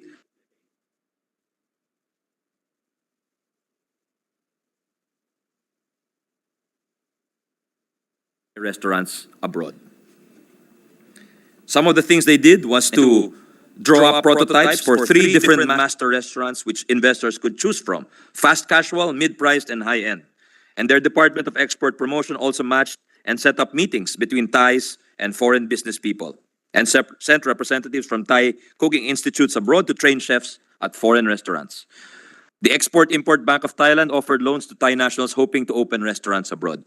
And the Ministry of Public Health published a book in 2002 called A Manual for Thai Chefs Going Abroad, which provided information about recruitment, training, and even the tastes of foreigners. The Thai government believed that the project would contribute to agriculture as well as to food exports, as well as its diplomacy and attracting foreign tourism, while also producing valuable foreign exchange. As a result, Thailand's cuisine has become a global phenomenon. And on top of that, the country's export of foodstuffs, vegetable products, processed and non-processed animal products, and their respective byproducts tripled a decade after the program started. In 2002, exports were at $11 billion. In 2012, they were at $33.7 billion, Mr. President. Impressive growth. This also contributed to the country's success in tourism, where they now have international tourist arrivals of 39.9 million, Your Honor. In the span of roughly 2 decades, tourist arrivals have nearly tripled to Thailand. Sa totoo lang, Ginoong Presidente, hindi tayo maubusan ng mapag-aralan na polisiya na ginawa ng ibang bansa para palakihin ang sarili nilang mga industriya. Tulad ng Costa Rica, na kasalukuyang number 2 exporter sa Latin America ng mga medical devices. O ang polisiya ng France pagdating sa alak o sa wine or champagne. Ang ginawa ng Switzerland parang maging kilala sila para sa mga relo, para sa mga tsokolate, among others. Ang ginawa ng Saudi Arabia para maging isa sa mga pinakamalaking exporter ng petrochemicals at mga tugboats. O kaya ang gawain ng UAE or United Arab Emirates para mag-diversify at hindi maging depende sa pag-export ng langis. Siyempre, sa kabila ng mga kwentong ito, meron din tayong mga piling halimbawa kung saan nagtagumpay ang mga tatak Pinoy na produkto sa pandaigdigang merkado sa tulong at suporta ng gobyerno. Nandiyan po ang chocolates ng Davao at kasalukuyan ay nakakatanggap ng 56 na international awards. Malagos Chocolate, Teo and Filo, among others. Mahalagang punto, Mr. President, na bago sila naging tanyag at award-winning, sila ay naging mga benepisyaryo ng Small Enterprise Technology Upgrading Program ng DOST. Siyempre, nandiyan po ang IT BPO industry na sa loob ng nakaraang 15 taon ay naging haligi ng ating ekonomiya. Bukod sa mga fiscal incentives na natatanggap nila, nandiyan din po ang mga training vouchers mula sa TESDA na nag-increase nung panahon ng ating kasamahan na Majority Leader Sen. Joel para sa mga near hires upang mas marami ang matanggap para magtrabaho sa mga call centers and BPOs. Mr. President, we believe that through the Tatak Pinoy bill we are sponsoring, we as a country will be able to add more to this list and achieve even more triumphs with more Tatak Pinoy products and services becoming well-known and sought out throughout the world. It is about institutionalizing a multi-sectoral, programmatic, evidence-based, and market-driven policy framework through which government agencies and the private sector work together towards empowering domestic enterprises, making them globally competitive, and assisting them to produce more sophisticated products, more exceptional world-class services, taking the unity, the whole-of-nation approach espoused by this administration. The crux of our proposal is to mandate all the relevant government agencies to work in tandem with the private sector and ensure that their individual efforts jive towards helping Filipino enterprises produce better products and offer world-class services, resulting in better jobs and income opportunities across the country. We propose a Tatak Pinoy Council to be in charge of formulating, funding, implementing, monitoring, evaluating, and continuously improving upon the country's Tatak Pinoy strategy. Some have suggested that perhaps it should be the president to chair this council, given its importance to the national economy. Of course, included are the DTI, the DA, the DBM, the DepEd, DNR, DICT, DOLE, the Department of Migrant Workers, DPWH, Science, DOST, DOT, TESDA, CHED, Philippine Statistics Authority, and representatives from the private sector, which are crucial. To support the work of the Council, a Tatak Pinoy Secretariat shall be established within the DTI to be headed by an executive director to be appointed by the President, and to be assisted by a technical and administrative staff and secretariat. The Tatak Pinoy strategy to be formulated by the Council shall be the country's action plan as a supplement to the Philippine Development Plan for incrementally and systematically expanding and diversifying the productive capabilities of domestic enterprises and hence of our economy as a whole. This council will identify national priorities and strategic objectives that the country as a whole will pursue in the next 3 to 6 years, preferably within the full term of a president, and to list also target sectors and economic activities through a consultative process that will include existing public and private bodies like the Export Development Council, the MSME Council, and the National Innovation Council. In listing specific plans and programs, the strategy shall also be organized according to 5 pillars: human resources, infrastructure, technology and innovation, investments, and sound financial management. Each pillar shall be headed by a government agency to be determined by the council and to include additional private sector representatives. What we hope to achieve is a better coordination and synergy among existing government programs with the added inputs and participation from the private sector. Our measure also affirms that Tatak Pinoy activities shall have assured access to credit, mandating government financial institutions to provide low interest or flexible term loans to various industries.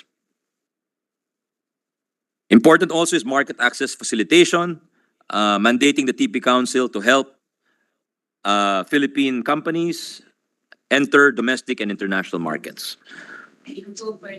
There's also language that mandates all government instrumentalities to give preference and priority to domestically produced and manufactured products, supplies, and materials with a specified or desired quality. This affirms provisions in our existing laws and guidelines, namely the GPRA, or the Government Procurement Reform Act, Republic Act 9184, that government should be at the forefront of supporting domestic enterprises through its procurement activities. Senator Francis Tolentino has filed a measure to specifically zero in on this goal of prioritizing Philippine products in government procurement, and we have adopted his measure wholeheartedly. Mr. President, in coming up with this committee report, your Committee on Finance conducted 7 public hearings and convened 5 technical working group meetings and countless consultations. Through these hearings, we gained new insights on where the public and private sectors can work together and on how the country can move forward with pursuing a Tatak Pinoy strategy.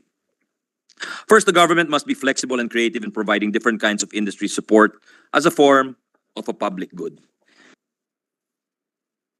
For instance, during our first hearing, the president of the Semiconductors Association underscored that a prototype wafer fabrication plant can help plug the gap between the assembly, test, and packaging segments of our semiconductors and electronics industry.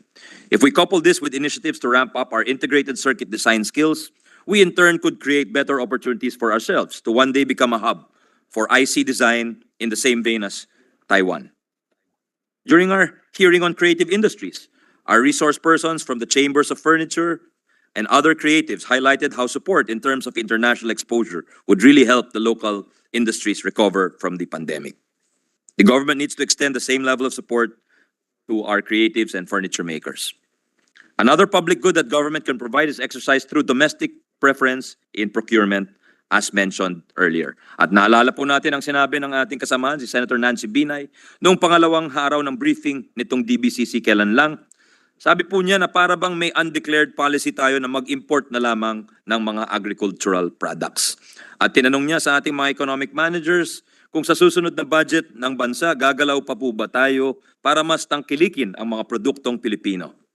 As a policy of the government, it was already mentioned by the President, the policy direction of the whole of government or as a country that we will patronize our own products. At dapat magsimula ito sa gobyerno, yung procurement ng gobyerno.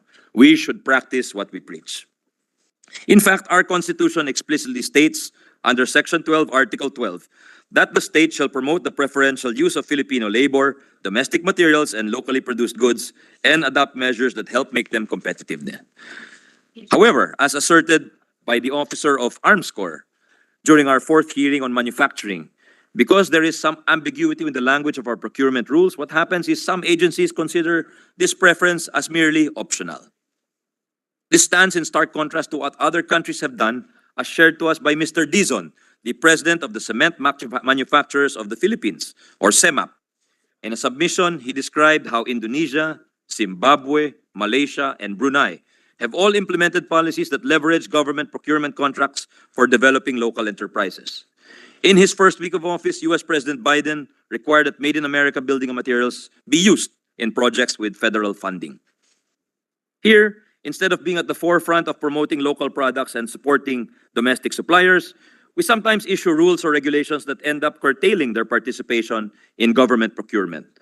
For instance, a Bureau of Treasury issuance in 2019 limited the use of letters of credit to foreign importation only. She said that this allowed foreigners to use letter of credit but not Filipino enterprises. And the reply from the agency was that because if we do that, the foreigners won't join the biddings. So what started off as an attempt to open the playing field to a wider audience turned out to be something that would actually prejudice local producers and suppliers. According to 2018 World Bank data, government procurement around the world accounts for up to 12% of global GDP, a whopping 11 trillion US dollars. This indicates to us just how significant an economic force government procurement can be. Through this measure, we hope to enable government to really practice what it preaches. A corollary to this was raised during a consultation we had with the PCCI, or the Philippine Chamber of Commerce Industry, a few weeks back, where one of its trustees highlighted how there is no real inventory of the items that are being produced in the country, and there are so many of them, Mr. President. Mr. Ferrer of the electronics manufacturing industry shared with us that the uninterrupted power supply devices that gave out during the NAIA blackout earlier this year and crippled our airport could have been sourced from one of the PEZA locators instead of being purchased from abroad. If these assertions are true, then they only emphasize how we are missing out on whatever synergies we may achieve if the government has a better idea of what is being produced within our own shores. And conversely, how the private sector can be incentivized and motivated to produce more and better products if the government publicizes this information in advance, like the US military does before they procure millions or billions of dollars worth of products. This signaling is crucial, Mr. President, and the government should not be alone in exercising this preference. The private sector should also support Tatak Pinoy products and services wherever it can. Notice how in Sofitel Philippine Plaza, across us, part of the French chain, Accor French chain of luxury hotels and resorts, all of its shampoos are either Hermes or Balmain, which are well-known French brands. What if our Philippine hotels carried more Tatak Pinoy products, Mr. President? We laud the Philly Hotel in Cebu for using Tatak Pinoy products all over its hotel. Mr. Kenneth Cobonpue, a world-famous designer, underscored that the lack of a domestic industrial base and ecosystem makes it difficult to produce competitively priced products here at home. But this is precisely the kind of issue that needs close coordination and collaboration between the private and public sectors. As a pop star once said, if you never try, you'll never know. We understand, of course, that there are economic, market-based, and structural drivers to why our economy is very dependent on imports, on the labors of other countries.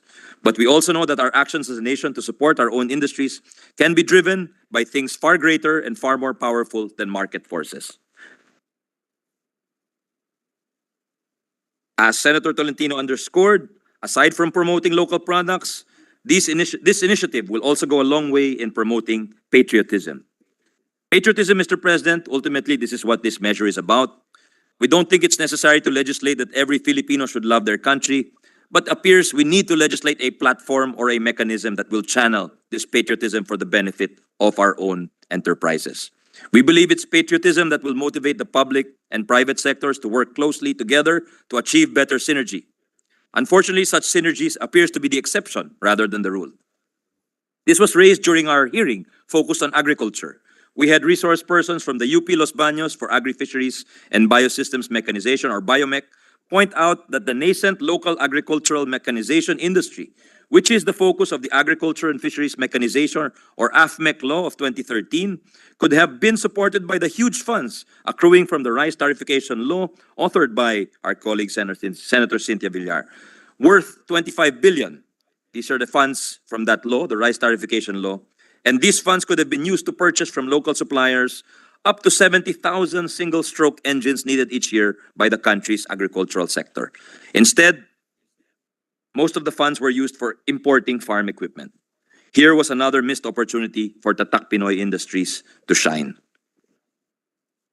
We're glad, however, that no less than NEDA Secretary Arsenio Balisacan sees the importance of better synergy and coordination between the government's different policies and private sector. We're showing a video of what he said during the DBCC briefings when we asked him about promoting local products.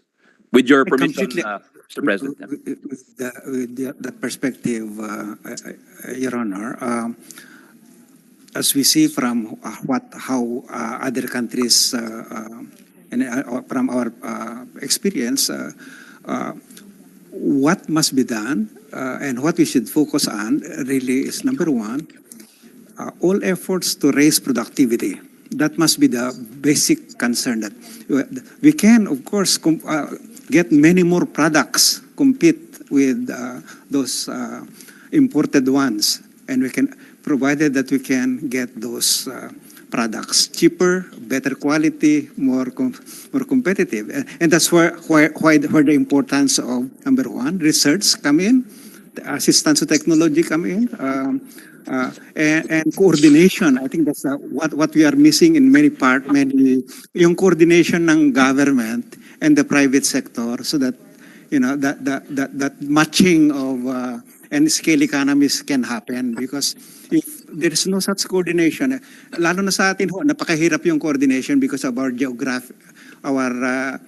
geography, no, and the poor infrastructure, and so nangyayari instead of may scale economies tayo sa production, sa agriculture, for example, kung sana yung all these production areas are near the port, and so you can have but that's not the case for us. We are an archipelagic country, so we are more challenged than countries like Thailand or Vietnam.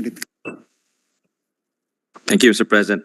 So this issue of poor harmonization between government policies comes up perpetually, and we need to address this through, at least in part, through this measure. And we also learned during our hearing on human resources that the brain drain can be transformed into a brain gain, but we need significant reforms. We learned that long-standing issues of our education system being taken up in EDCOM, chaired by Senator Win. One of the resource persons told us how TESDA's training regulations are not updated fast enough to reflect current industry trends. For instance, a resource person from Toyota School of Technology, and who had worked extensively abroad, shared how some candidates are still studying and training on 30-year-old engines and technologies that are no longer being used in workshops globally, just to comply with the accreditation needs of that agency. Inevitably, the issue about our countrymen leaving and causing brain drain came up. We have long argued that without parallel efforts on strengthening our local industries and ensuring the availability of high-paying jobs, our work on improving our education system actually results in us educating our people for migration. Nung siya umupo sa isa sa mga pagdinig natin, malinaw ang pagdiin ni Senator Raffy Tulfo, ang chairman ng Committee on Migrant Workers at Energy, na ang kalagahan ng Tatak Pinoy para hindi na kailangan lumisan ang ating mga kababayan bilang OFW para lang maitaguyod nila ang kanilang mga minamahal sa buhay. Sa pagsuporta niya, sabi niya, sigurado ako na ang pagsasatupad ng batas na ito ay susuportahan ng maraming pamilyang Pilipino na naghahanap ng paraan upang magkaroon ng permanenteng pagkakakitain. We also asked the experts if there could be an unintended benefit or consequence to the Filipino diaspora or brain drain. And no less than our Executive Director of the EDCOM, chaired by Sen Win, Executive Director KM Yi, shared how Hong Kong and Singapore actively recruited their diaspora to come home and be leaders of their universities, and how returning nationals can be a form of technology transfer given their exposure and training to highly sophisticated ways of doing things. In fact, this overseas talent pool is what the Balik Scientist program of the DOST seeks to leverage, which this chamber passed some years back. When it comes to other industries or professions, there are some roadblocks. Some in the professional regulations requirements, which are rather protectionist in nature. Executive Director Yi shared that they are currently studying a measure that will allow state universities and colleges to hire dual citizens, because currently they are barred from doing so.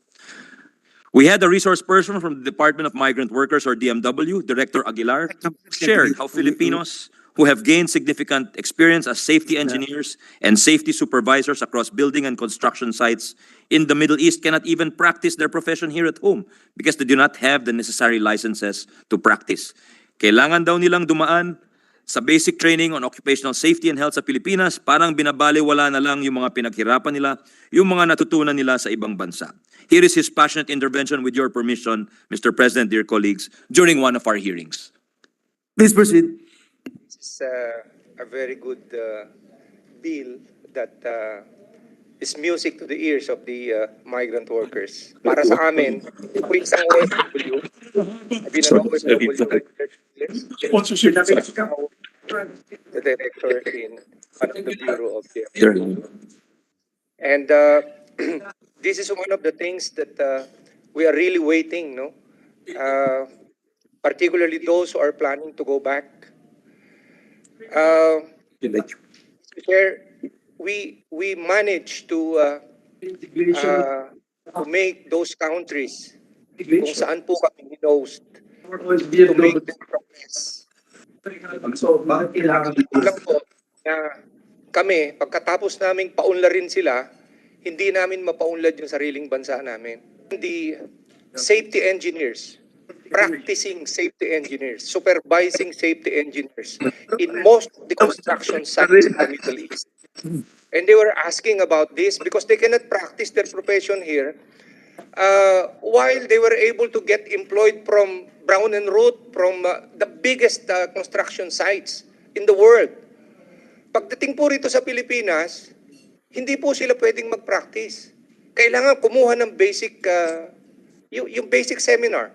We really like this, we really like this Tatak Pinoy, especially in the area of industrialization.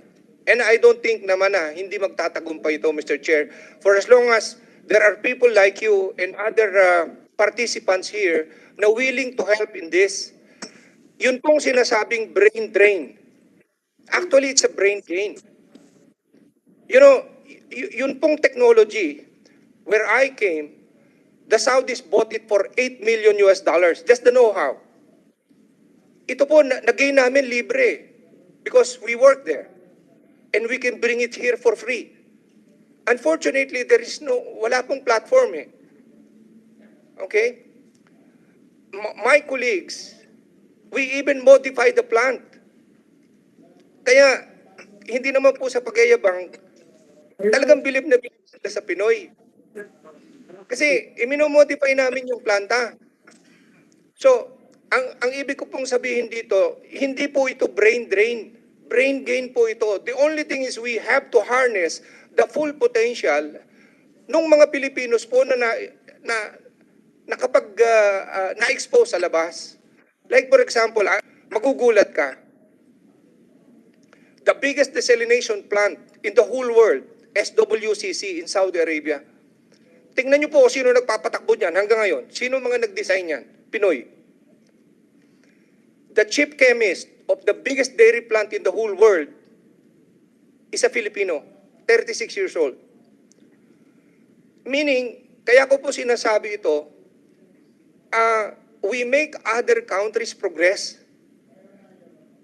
Nalagay pa sila sa Guinness Book of World Records. And yet, pag bumalik po dito yan, hindi natin alam kung nasaan. So, Mr. Chair, with this, kami po sa migrant sector, umaasa kami na ito po ay talagang magte-take off at ito siguro po yung hinihintay na sagot ng maraming OFWs na nasa labas na gusto rin naming tumulong pagkatapos naming magsilbi ron sa labas. Last thing, Mr. Chair, kung siguro po nababasa ninyo yung NEOM, the NEOM project, this is a $1 trillion project of Saudi Arabia. Yun pong the line. A lot of our engineers and architects are engaged over there. It's a full technical it's powered by AI. Ito pong, it's a city. And certainly, a lot of our people will be exposed there. At yun po, pwedeng pakinabangan dito sa Pilipinas through the Tatak Pinoy. So, ang sinasabi ko po, ito po yung mga possibilities na po pwedeng makinabang ang Pilipinas na sa ngayon po, ang nakikinabang yung ibang bansa. Thank you, Mr. President. Begging indulgence of our colleagues, I just have a few more pages left. Failure to address the lack of portability of experience and training translates quickly to a significant missed opportunity for the country. Nakakapanghinayang, Mr. President, tulad ng sinabi ni Director Aguilar, pagkatapos nilang paunlarin ng ibang bansa pag-uwi ng OFWs natin, hindi man lang sila magamit o hindi magamit ang kanilang natutunan. Throughout the hearings, we realized that Tatak Pinoy is more about more than just the products and services we want to make more sophisticated and more globally competitive.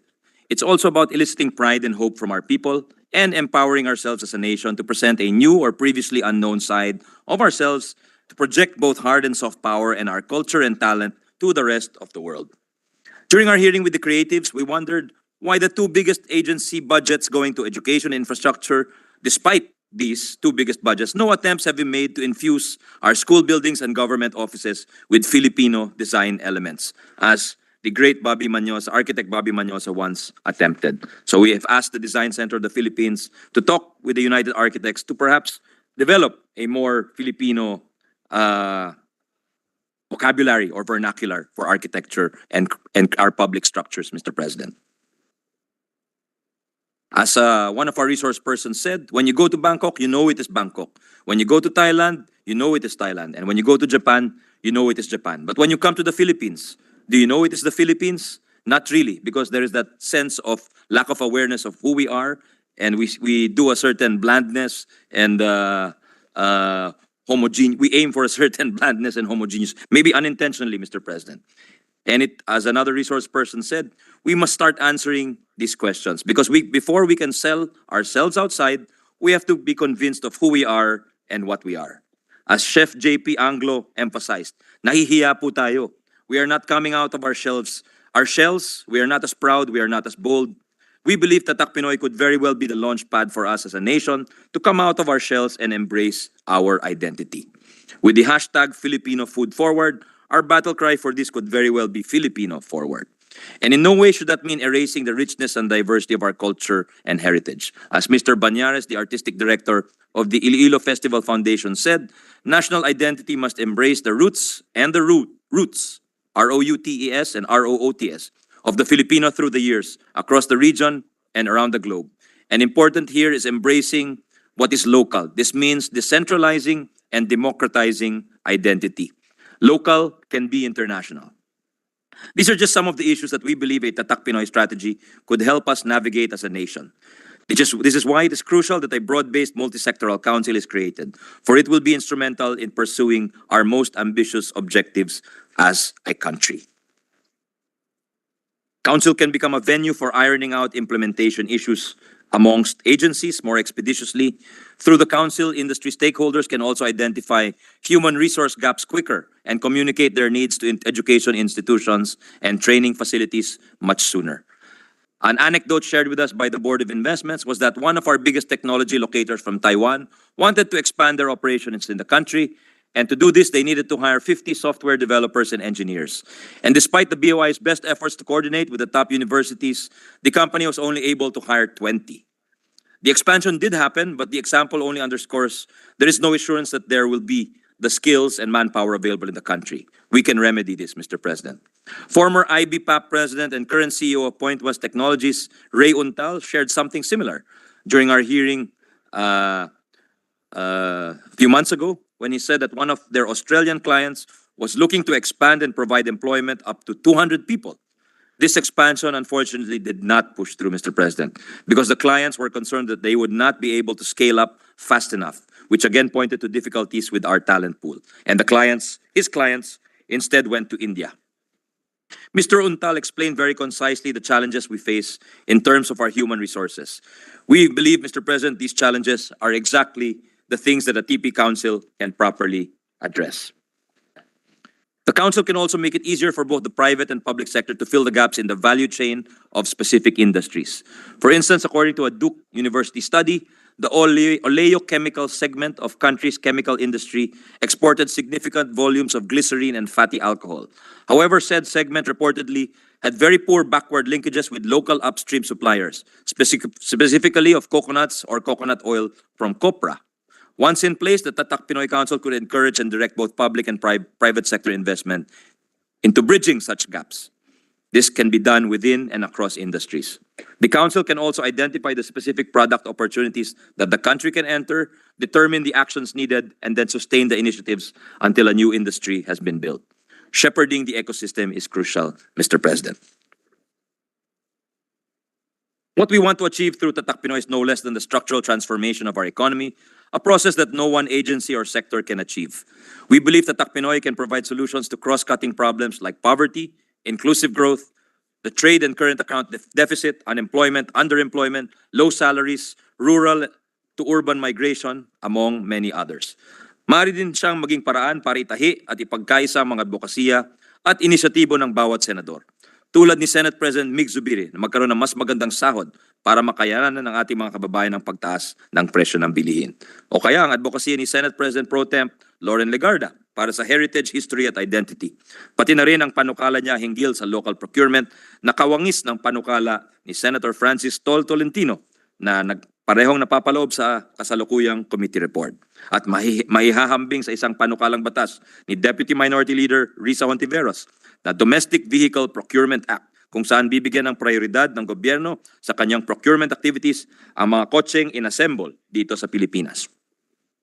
Maaari din itahi dito ang pangarap ni Majority Leader Villanueva na National Employment Master Plan para magkaroon ng magandang trabaho ang bawat Pilipino. Ang pagsuporta ni na Minority Leader Pimentel at Senadora Amy Marcos para sa mga creative industries na batid sa kanilang pagtulak sa Philippine Creative Industries Development Act. Isama rin po dito ang patuloy na paghain ng mga panukala ni na Senator Lito Lapid at Robin Hood Padilla bilang suporta sa local entertainment industry. Ang trabaho sa buong EDCOM 2 na pinangungunahan ni Senator Win Gatchalian at sa pasasuporta ni Majority Leader Villanueva, Senadora kay Pia Cayetano, Senator Chis Escudero, pati ang inyong lingkod. Ang pagreforma ni Senator Jinggoy Estrada sa apprenticeship training system ng bansa. Ang pagtutok ni Senator Pia Cayetano sa pagkakaroon ng sapat na doktor, nurse, midwife, radiologist at iba pang mga human resources for health. Ang pagdiin ni Senadora Cynthia Villar sa agrikultura, tulad ng mga malawakang mechanization ng sektor, pati ang pagtutok nila Senator Bato de la Rosa sa salt industry ng Pilipinas. Ang kakapapipirmang OTOP law ni Senator Mark Villar at ang Internet Transactions Act na kanyang matagumpay na ipinagtanggol sa plenaryo, mga panukalang parehong sinuportahan nila Senator Bongo at Bong Revilla Jr. Ang kasalukuyang pinaglalaanan ng oras ni Senator J.V. Ercito na comprehensive and multi-year infrastructure development plan, pati ang pagkakaroon ng mas mabisang polisiya sa mga PPPs or public-private partnerships. Ang patuloy na pagtutok ni Senadora Grace po para gumanda ang ating internet at palaguin ang ating mga internet-based enterprises tulad ng mga motorcycles for hire. Ang pagsulong ni Senator Raffy Tulfo sa kapakanan ng ating mga OFWs na mababatid sa kanyang pagtulak na magkaroon ng Magna Carta for Filipino seafarers. Ang pangarap ni Senator Alan Peter Cayetano na maging desentralisado ang pag-arangkada ng ating ekonomiya para magkaroon ng kaunlaran sa ibang bahagi ng bansa. At patuloy na pagbantay ni Senadora Nancy Binay sa ating tourism industry, pati ang kanyang hiniling nung DBC hearings na sana mas makapal ang binibiling toilet paper ng ating gobyerno. Ngayon na sinama po ni President Bongbong Marcos ang Tatak Pinoy bill sa mga prioridad ng kanyang administrasyon, inihimok namin ang ating kasamahan na ipasa na natin ito sa mas mabilis na panahon.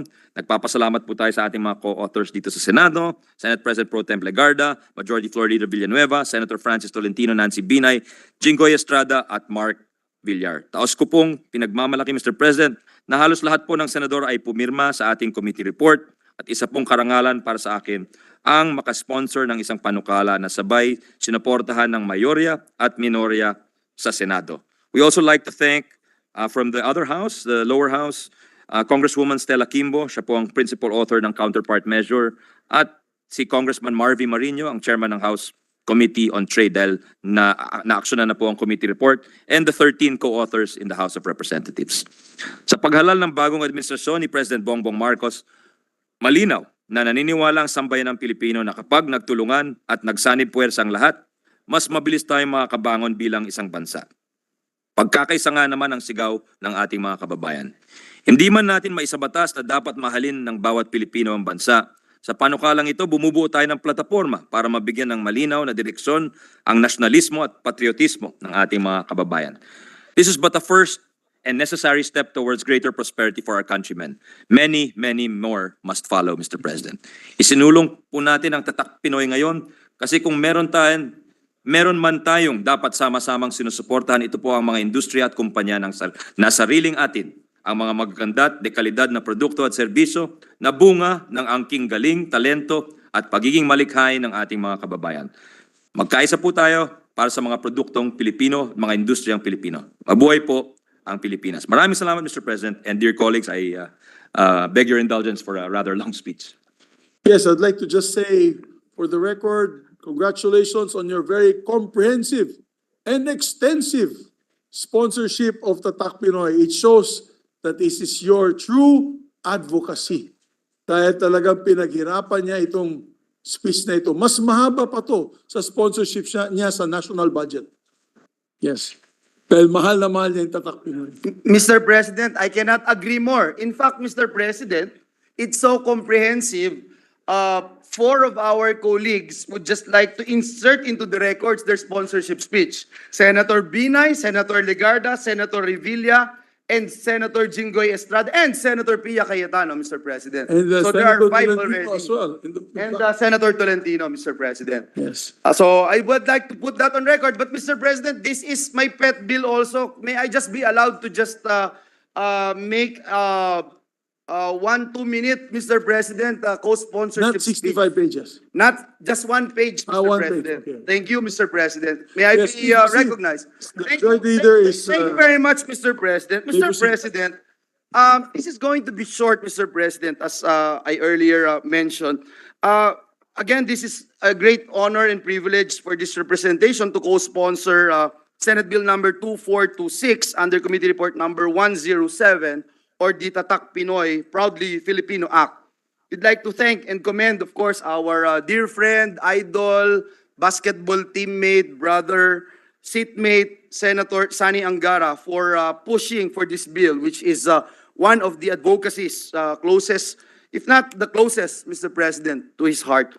This measure is also part of the common legislative agenda of both houses, as mentioned by the distinguished sponsor. Mr. President, I would just like to put on record, in 2023 World Competitiveness Ranking, the Philippines ranked 52nd out of 64 economies.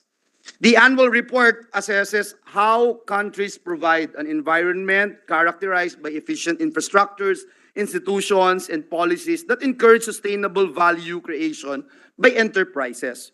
Our ranking means that we still have so much to improve, Mr. President, if we are to achieve global competitiveness. Kaya po tunay at taos-puso, buong puso nating sinusuportahan ang pagsasabatas po ng panukalang batas na ito na naglalayong suportahan, palakasin at pagyamanin ang produksyon ng mga produktong gawang Pilipino upang ang mga ito po ay mas maging sophisticado, mas maging dekalidad, mas maging talaga namang world class. Mr. President, through this measure, a Tatak Pinoy strategy will be adopted, which is a 6-year action plan on the expansion and diversification of productive capabilities of domestic enterprises to make Philippine products and services more globally competitive. This will provide a venue for government agencies and private sector to work together to increase support for local producers. This measure will also help address Filipinos' preference for imported products, Mr. President, and reduce our trade deficit, which, by the way, Mr. President, right now stands at $3.9 billion in June of 2023. Moreover, Mr. President, when enacted into law, this bill would help modernize our agriculture industry, harness our manufacturing sector, increase their overall share to our total economy and job creation, which is very close to my heart, Mr. President. Currently po, Mr. President, only the services sector has a consistent contribution, accounting for 62.1% of our GDP and 58.2% of total employment, higher po than agriculture and industry combined. Ginoong Pangulo, lubos din po nating matutulungan ang panukalang ito, ang ating mga MSMEs na very close to your heart, Mr. President, Senate President Zubiri, na bumubuo po ng 99.58% ng mga business enterprises at nakalikha ng higit 5 milyong trabaho para sa mga Pilipino o halos 65% of total employment sa ating bansa. Mr. President, the institutionalization of the various Tatak Pinoy initiatives will not only promote the country's brand and identity, but more importantly, will lift Filipinos, millions of Filipinos out of poverty, contributing to this administration's goal of 9% poverty rate by 2028 and create more jobs for the people, helping achieve the projected 4% to 5% unemployment rate by 2026. Mr. President, distinguished colleagues, especially to our dear sponsor, I cannot help but react on the sponsorship speech of our dear colleague when I heard about this statement made by our Department of Migrant Workers Director Francisco Aguilar, Mr. President. I'm a bit concerned, Mr. President, at nawala lang po si Secretary Toots Oplet, tila baga parang nakalimutan na nila yung nakalagay dun sa batas na ating ipinasa, pinaghirapan, Mr. President, dito mismo sa bulwagang ito, Mr. President. Mr. President, I know for a fact, and the sponsor is right, that this measure will complement Section 17 of RA 11641. And I'd like to put this in record, and I hope that the Secretariat will also give a copy of the same RA that created the DMW to remind our workers in the department that we have discussed so much about the topic of full reintegration, Mr. President. Full reintegration program. If you recall, Mr. President, this representation met the guy, the tech guy of Universal Studios in Singapore. And he was asking, how can we help our country and people when we come back to the Philippines? And ilang beses din pong inilabas ni Senator Frank Drilon itong mga hinaing ng ating mga OFWs na nilagay po natin mismo sa batas na ito. Yung mga OFWs na gustong bumalik sa atin, yung mga OFWs o migrant workers na nandun sa ibang bansa na pwedeng itap ng UP, ng mga malalaking university para magturo sa kanilang universidad. So Mr. President, just to put on record, ito pong RA 1164, yung full cycle national reintegration program. This means, Mr. President, that professional Filipinos who have worked abroad and returned to the country should not go through the hoops in finding employment, since the Department of Migrant Workers should be implementing, Mr. President, their seamless reintegration. So let me remind our friends from DMW of your job, Mr. President. The said program will cover the different dimensions of support needed by our OFWs. And again, let me point out in closing, Section 17 of RA 11641, full cycle reintegration program. And it says here, the department shall develop and implement a full cycle and comprehensive national reintegration program for both documented and undocumented OFWs, which shall be embedded in all stages of migration for work, beginning from pre-deployment, Mr. President, on-site during employment, and upon return, whether voluntary or involuntary. The reintegration program shall cover the different dimensions of support needed by the OFW, such as economic, social, psychosocial, gender responsive, and cultural, including skill certification and recognition of equivalency or effective employment services, and shall ensure contribution to national development through investments and transfer of technology from skilled or professional OFWs. Again, Mr. President, it is written in this measure that the reintegration program shall include promoting access to social protection instruments and financial services and reintegration of survivors of vow and trafficking in persons. For this purpose, the NRCO shall serve as the lead office of the department and shall coordinate all OFW training programs and services of the TESDA, the DTI, the DA, Department of Agriculture, the DOLE, the DOST, and other local government units, among others. I would just like to put that on record, Mr. President. And again, muli, maraming salamat sa ating sponsor, Senator Sani Angara, na talagang nagbigay ng mahabang panahon para idinig itong napaka-importanting batas na ito na may sarili din pong tatak ang dekalidad at di matatawarang serbisyo sa publiko ang alagang Angara. Makakaasa po kayo sa ating buong suporta para sa sa batas ng panukalang ito. Maraming salamat, Mr. President, dear colleagues. God bless us all. Thank you very much, Majority Leader. And just for the record, to our distinguished colleague, Senator Angara, I like your presentation, particularly on the rare earth metals, on the exports, ban on exports on Indonesia. And that is one of the reasons why every time we speak to different leaders from Korea, from South Korea, Japan, and Australia, we had a meeting with the ambassador of Australia. We also had a meeting today with the foreign minister of England. He was Great Britain. He was upstairs in the office. And when we met with the president of the EU, European Commission, President van der Leyen, we discussed on how we can develop locally our rare earth metals instead of shipping them out to, for example, our neighbor in China for battery production here in the country so that we can put high value to the rare earth metals. So I'm so happy you mentioned that in your very comprehensive speech. And those are some examples of Tatak Pinoy. And sana ayan ang makakatulong po sa pag-unlad ng ating ekonomiya. Majority Leader. Yes, Mr. President, the Deputy Minority Leader is also seeking the floor for a short manifestation. I move that she be recognized. Senator Our Deputy Risa. Minority Floor Leader, Senator Risa Ontiveros, is recognized. Salamat kaayo, Mr. President. Just a very quick manifestation in support of the Tatak Pinoy bill of the good gentleman from Aurora.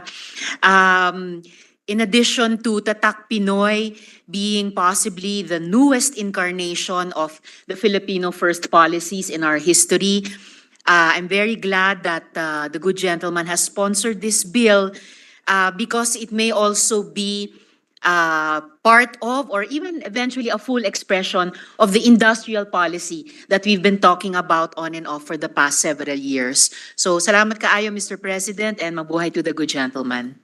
Thank you very much, Deputy Minority Leader. Thank you, Mr. President. Mr. President, at this juncture, I move that we suspend consideration of Senate Bill number 2426 under Committee Report number 107. So move, Mr. President. There be no objection to the motion. Motion approved. Thank you, Mr. President. Mr. President, we are in a receipt of the Bicameral Conference Committee report on the disagreeing provisions of Senate Bill number 2165 and House Bill number 7006, entitled Automatic Income Classification of Local Government Units Act. With the permission of the body, Mr. President, may we recognize the distinguished sponsor and chairperson of the Senate panel, Senator J.V. Ejercito, to give us the highlights of the conference committee report. I so move, Mr. President. There being no objection, motion is approved. Then we recognize the distinguished sponsor, Senator J.V. Ejercito, to sponsor the bicameral committee report. Yes, good afternoon, Mr. President, esteemed colleagues in the Senate. I have the honor of submitting for ratification the Bicameral Conference Committee report on the disagreeing provisions of Senate Bill number 2165 and House Bill number 7006, or an act institutionalizing the automatic income classification of provinces, cities, and municipalities, and for other purposes. The Senate panel is composed of this humble representation: Senator Ronald Bato de la Rosa, Senator Amy Marcos, Senator Sherwin Gatchalian, and Senator Aquilino Coco Pimentel III. The committee, which convened on August 23, 2023, adopted the Senate version of the bill as the working draft. As chairperson of the Senate panel, allow me to report the provisions of the present reconciled bill accompanying our conference committee report. Under the reconciled version, the conferees agreed to classify the local government units into 5 income classes through the proposal of Senator Coco Pimentel, our minority leader. At present, no province falls under the 6th income class. Only 5 cities are classified as 6th class, and only 22 municipalities. With the proposed adjustment of income thresholds under the Senate version, only 5 municipalities will remain under the 6th income classification, while no city or province will fall under the said category, thus rendering the 6th income classification irrelevant. Further, the Conference Committee adopted an adjusted income threshold for provinces. The threshold amount in the Senate version of 1,500,000,000 pesos or more for first-class province was adopted. However, the committee agreed to adopt the adjusted thresholds for 2nd to 5th class provinces as follows. Second class, the provinces that have obtained an average annual regular income of 900 million pesos or more, but less than 1.5 billion pesos. Third class, the provinces that have obtained an average annual regular income of 700 million pesos or more, but less than 900 million pesos. Fourth class, the provinces that have obtained an average annual regular income of 500 million pesos or more, but less than 700 million pesos. And for fifth class, the provinces that have obtained an average annual regular income of less than 500 million pesos. For cities and municipalities, the income thresholds under the Senate version were adopted in the reconciled bill. The administrative authority of the Secretary of Finance under Section 5 of the reconciled bill was further strengthened through a proposal to include the National Economic Development Authority or NEDA as the recommending agency in upgrading LGUs to higher income classification based on their growth in real per capita locally sourced revenue. The progress of our LGUs will now be closely monitored by both Department of Finance and NEDA. We also made sure that the authority of the Secretary of Finance to reclassify LGUs and adjust the income brackets are clearly defined. The reconciled bill also restored, as one of the uses of income classification, the compensation adjustment for personnel of LGUs pursuant to the Salary Standardization Law of 2019. However, the LGUs under the bill may now fully adopt the salary schedule notwithstanding the ceiling set in the law, and only subject to the Personal Services or PS limitation under Republic Act number 7160 or the Local Government Code of 1991. This is in line with our objective to strengthen LGU's administrative autonomy to streamline their departments and organizational structure so they can achieve greater efficiency and responsiveness to their service delivery requirements. During the period of interpellation, we have propounded that the three main objectives of this bill are as follows: to regularly and accurately update the income classification of LGUs based on their current financial capabilities. Second, to provide predictable and transparent indicators in adjusting the income brackets. And third, to incentivize the LGU's efforts in terms of locally sourced income. Mr. President, it is an honor to report that our objectives in prioritizing this measure were further strengthened and accomplished by the reconciled bill. This humble representation is privileged to present this conference committee report, which was the result of thorough deliberation and commitment to our LGUs to pass a law that would promote their welfare and foster local autonomy. At this juncture, Mr. President, allow me to extend my utmost gratitude to the members of the Senate panel of the Bicameral Conference Committee for sharing their inputs in sound proposals that enabled us to produce a more acceptable version. We would also like to thank the House panel for meeting their counterpart halfway in every provision that we deliberated on. Lastly, this representation would like to thank this August Chamber for extending their support for the passage of this bill from the committee hearings to our plenary deliberations. With the permission of the body, I move that the joint explanatory statement on the disagreeing provisions of Senate Bill number 2165 and House Bill number 7006 be read in toto into the record and that the Bicameral Conference Committee report be ratified. Maraming salamat po sa inyong lahat. Maraming salamat sa ating sponsor, Senator James. Mr. President, we join the motion of our distinguished colleague, and I move that we approve and ratify the Bicameral Conference Committee report on the disagreeing provisions of Senate Bill number 2165 and House Bill number 7006, and let the text of the joint explanation be inserted into the record of the chamber. So move, Mr. President. There being no objection to the motion, the Bicameral Conference Committee report on the disagreeing provisions of Senate Bill number 2165 and House Bill number 7006. Is Senator Coco raising his hand? Or? Yes, please proceed. Sir, just to register my vote, my negative vote, Mr. President. After you finish your... Yeah, may we move for the previous question, Mr. President? Yes. So it is hereby adopted and ratified, and we record the negative vote of the minority floor leader. Yes, Mr. President. Is the minority leader seeking the floor, Mr. President? Yes, Mr. President. Move that he be recognized Yes, then, Mr. we President. you. recognize the minority floor leader. Thank you. I wish to congratulate our chairman, Mr. President, who has put many hours into this bill. And this bill actually improved, Mr. President. But then from the point of view of this representation, there is a deal breaker, which is the delegation of power, which I believe is an undue delegation of legislative power. So I will retain my negative vote, which I cast earlier, Mr. President, during the second and third readings of this particular bill. But still, congratulations to the chairman. This is a much improved bill, Mr. President, except for that one deal breaker, Mr. President. One Thank you. provision that you Yes, refuse to support. Yeah, yes, we take note and put that on record. Thank you, Mr. President. May I move that we recognize our deputy minority leader? Yes, the Senator deputy Rizal. minority floor leader is recognized. Senator Rizal Ontiveros.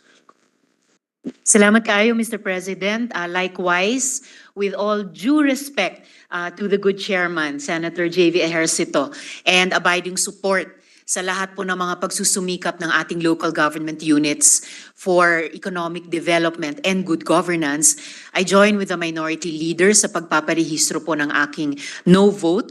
Dun din po sa prinsipyo ng undue delegation of power. Salamat kayo, Mr. President. Thank you very much, deputy minority floor leader. Thank you, Mr. President. Mr. President, at this juncture, I move that we resume consideration of Senate Bill number 2243 under Committee Report number 85. This is the bill on Philippine Salt Industry Development Act. So move, Mr. President. Yes, there be no objection to the motion. Motion is approved. Mr. President, the parliamentary status of the measure is that we are now in the period of interpellation. And with that, I move to resume the period of interpellations and debate and recognize the sponsor of the measure, the chairperson of the Senate Committee on Agriculture, Senator Cynthia Villar, and to interpellate our minority leader, Senator Coco Pimentel. Our distinguished sponsor, Senator Cynthia Villar, is recognized, and to interpolate the distinguished minority leader, Senator Aquilino Coco Pimentel III. Maraming salamat po, and with the permission of our hardworking sponsor, visionary sponsor, if I can commence now with my interpellation. You're very much welcome to interpolate. Thank you. I promise to interpolate on this day, Mr. President. That's why itutuloy natin itong ating interpolate. So, Mr. President,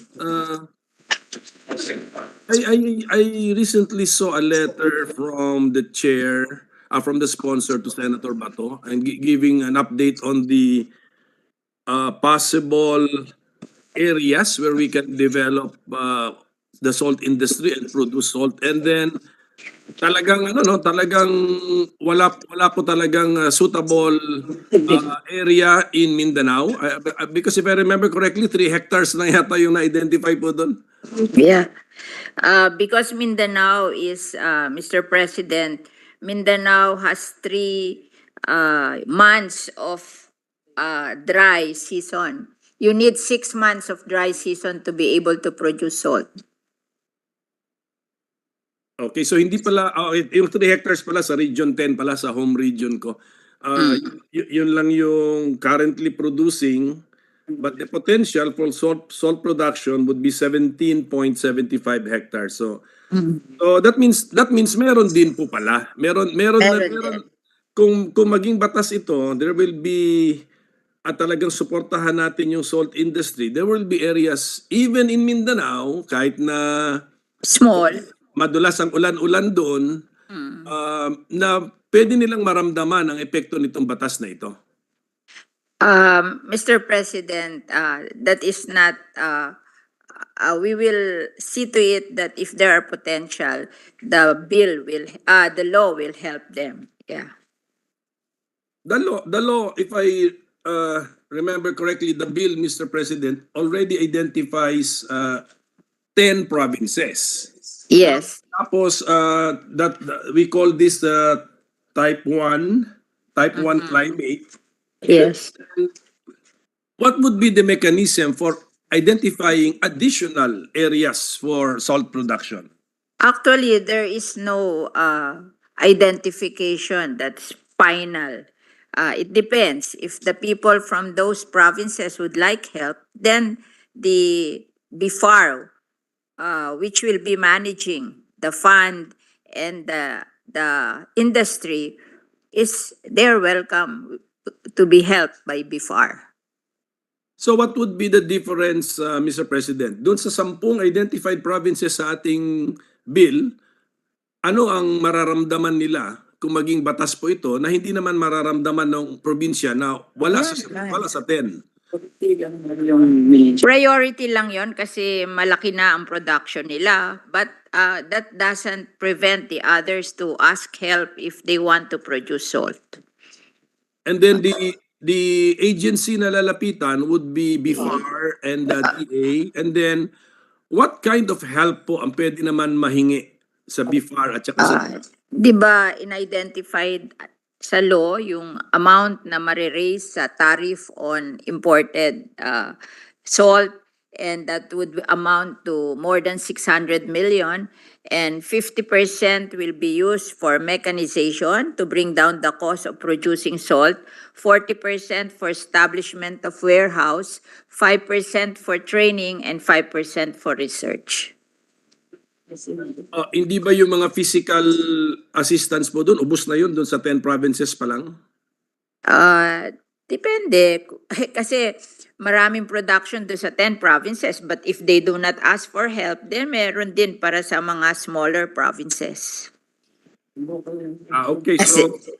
So wala pa lang wala po tong package kasi ang sabi po sa ating batas, sa ating panukalang batas, these 10 provinces, pangalanan na natin na type 1 climate ang meron sila. Pangasinan, La Union, actually not the biggest are Pangasinan, La Union, Mindoro Occidental, and Mindoro Oriental. They are the biggest. Kaya nga daw tinawag na Pangasinan, ang ibig sabihin nun, pang-asinan. Tama. Kaya sila po yung biggest producer now, but that doesn't preempt the other provinces to produce. Yes, but in addition to the 4 named by our sponsor, Ilocos Norte, Ilocos Sur, Zambales, Bataan, Palawan, and Antique are also named in the bill. And then ito po nakasulat They are now hereby declared as priority areas for salt production. So what is the practical effect of this declaration na priority areas sila? Sila lang yung biggest producer so far. So, doon madaling tumulong dahil nagpo-produce na sila, but that doesn't deter the others to produce also. Yun lang based on study. Pinapaalam lang natin sa ating mga lawmakers sino yung nagpo-produce ng malaki nowadays. Parang this is a study. Opo, and then sana, because I think we will be forming ano pa ba yung bodies na yun? Salt Council.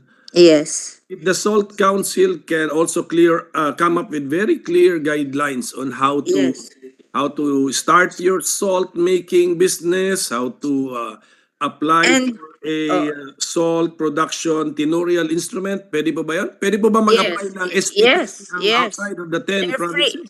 Yeah, they're free to do so. And besides, lately, a year ago, the government gave 100 million to BIFAR to help. And you will learn from the record that the places they help is Region 1, Region 6, and Region 9.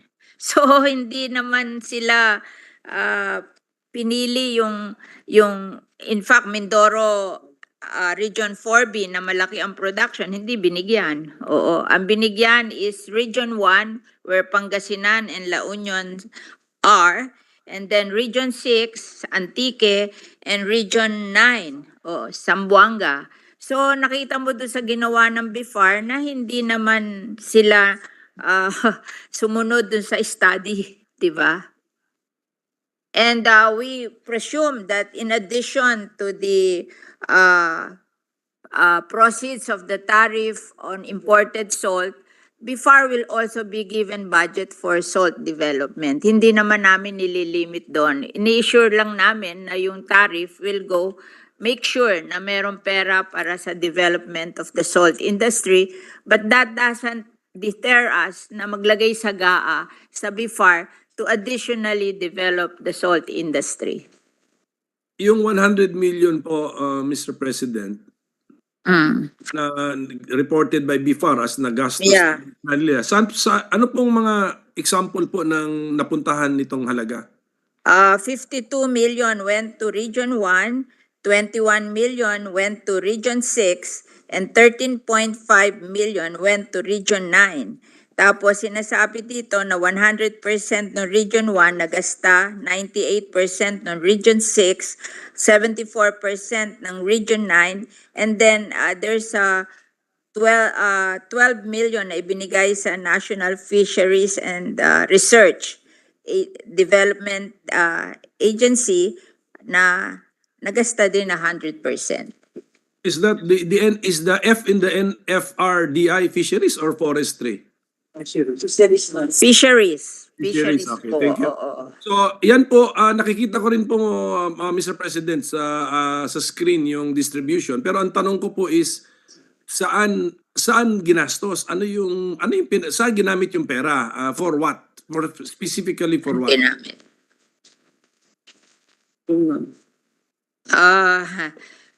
Cooking materials, packaging materials, salt storage, warehouse, cooking structure, capacity building. Yon. And what else? Pare-pareho, but in different places. Opo. Okay. Ito po ba yan, no? Ito pang 100 million pesos ay kauna-unahang budget allocation? Yes.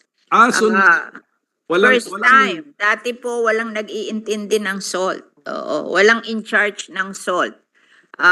Bali, yung FDA, nagbibigay sila ng permit to import iodized salt for food. But the rest, walang permit. And then, dumadaan lang sa Bureau of Customs at nilalagyan nila ng 1% tariff. That's all. Walang development ang salt industry. That's why hindi ko pa, ang itatanong ko po sana kung nagawa na ito sa past, ano ba yung nakita ba nila yung spike sa production? So wala pa pong report na ganyan. First time. Was this 100 million a congressional initiative or budgeted by the agency itself? It came from the General Appropriations Act para sa BIFAR. Was it part of their NEP from the very start, Mr. President? Galing po sa DA NEP.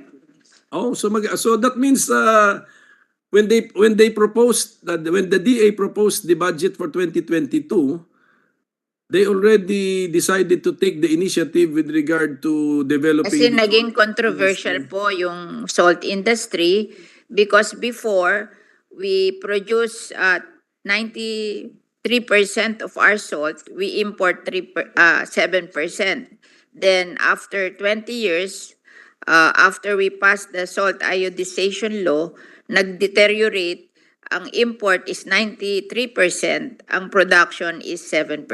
Nagbaliktad. Kaya nung lumabas yun, parang nag-guilty ang DA, nagbigay sila ng 100 million sa BIFAR to help develop the salt industry. Sayang, hindi pa natin masusukat ang epekto, masyado pa. Yes. But this law will be reviewed after 5 years. When we implement this law, then we will review the performance after 5 years. That's in the bill, Mr. President. Yes, sir. Yes, Mr. President. So, in effect, are we or does BIFAR or do the experienced people in BIFAR and DA blame the ASIN law for the deterioration of our salt industry? Kasi po ipinasa yung law on iodization. Tapos hindi naman nila tinuruan yung mga farmer ng iodization. Remember, they are just farmers. They don't know these things. So, hindi na lang sila nag-produce ng salt. Kasi ni-require na all salt will be iodized. Hindi naman sila marunong ng iodization, hindi naman sila tinuruan, hindi sila nagbigay ng facility for iodization. And we discovered when we reviewed the salt industry, the salt that needs to be iodized is only 40% of the demand. Oo. 60% of the demand is not iodized. Like 50% is for fertilizer for the coconut industry, 10% for industrial use. So 60% hindi kailangang i-iodize, but i-require lahat ang salt na ma-iodize. Samantalang yung ini-import nilang salt, hindi rin iodized. Dito rin sa Philippines ina-iodize. So pwedeng lahat ng farmer mag-produce ng hindi iodized, and then yung gagamitin sa food, i-iodize na lang, at yung hindi gagamitin sa food will be sold to the other demand, especially the coconut industry, because it is used as fertilizer for the coconut tree. Yung asin law, Mr. President, designated na ba doon ang BIFAR to take charge of the salt industry? Dito po. Dito. Sa asin law po, sa asin law. Walang hindi klaro kung sinong in charge ng salt industry sa asin law. Okay. Basta DA lang. FDA lang, and then no other mention. Kasi yung FDA ang nag-theory na kailangan iodize ang salt, di ba? So, because FDA is in charge of food. So, yun ang ano nila, kaya siya lang. And then the others, wala na. Hindi po ba klaro sa asin law na only food grade salt needed to be iodized? I mean, so that means may nagkaroon ng misinterpretation or misapplication, and no government agency clarified the issue, Mr. President. Kasi ang author yata ng iodization are doctors, no? So parang na-emphasize yung food kasi nagkakaroon ng lack of protein sa mga bata, resulting to goiter. So parang nabias sila do sa iodization to the detriment of the whole salt industry. Why was the asin law interpreted as requiring all salt to be iodized? Aminado tayo that there is salt used for fertilizing 1995 trees, di ba? I mean, meron ding salt na not for human consumption or even animal consumption. So what I'm stressing here, Mr. President, is that it was passed in 1995. correct. College pa po tayo noon, Madam Sponsor. Ngayon,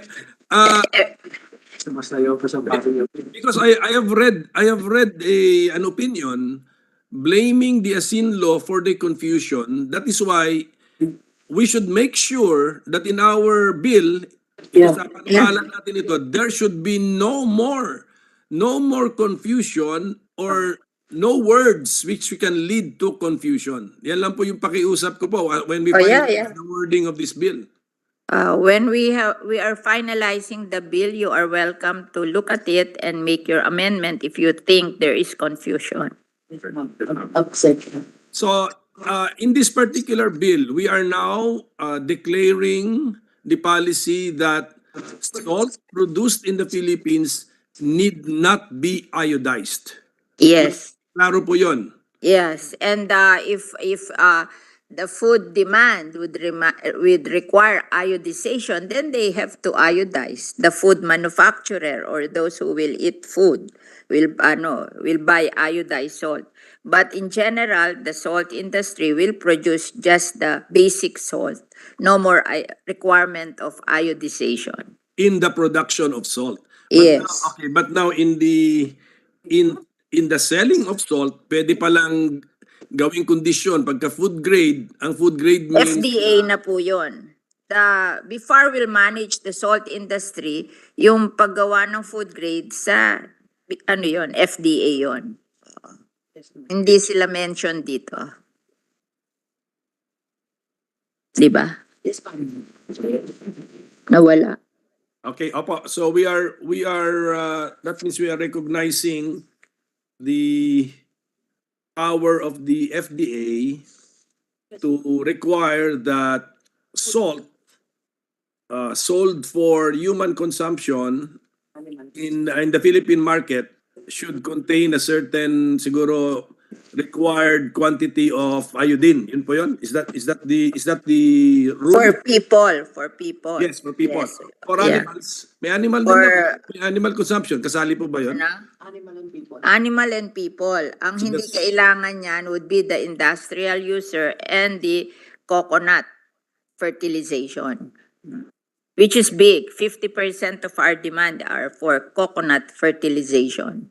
Oh, kaya nakakagulat nga po na na-interpret natin yung asin law to require iodization even of salt na itatapon mo lang sa lupa. But it's not wrong to correct something that we overlook, di ba? Yes, yes. Better late than never. Yes, yun lang po because if the confusion from the imperfect phraseology of the asin law led to the decline of the salt industry, then we have to make sure na hindi po uulit yung kwento. But basta we have established this afternoon na klaro-klaro in the production of salt in the Philippines, no need for iodization. Yes. Ngayon, how large is the market for salt in the Philippines and worldwide, Mr. President? In the Philippines, it's ito ba? Philippines. Saan yan?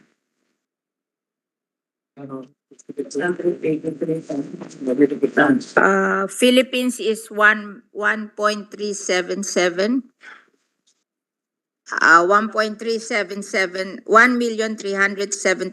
metric tons, 641 for the one that we're importing now. The current level local yield is 89, and then we have a total of for coconut we have how much? Yung sa coconut is here. Wait a while.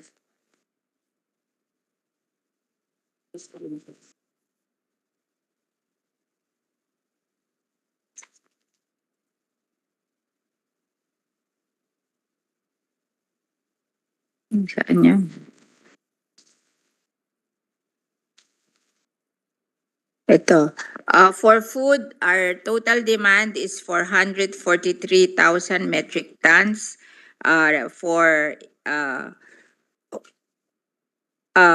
manufacture of food, 95,000 metric tons. For coconut fertilization, 694,000 metric tons.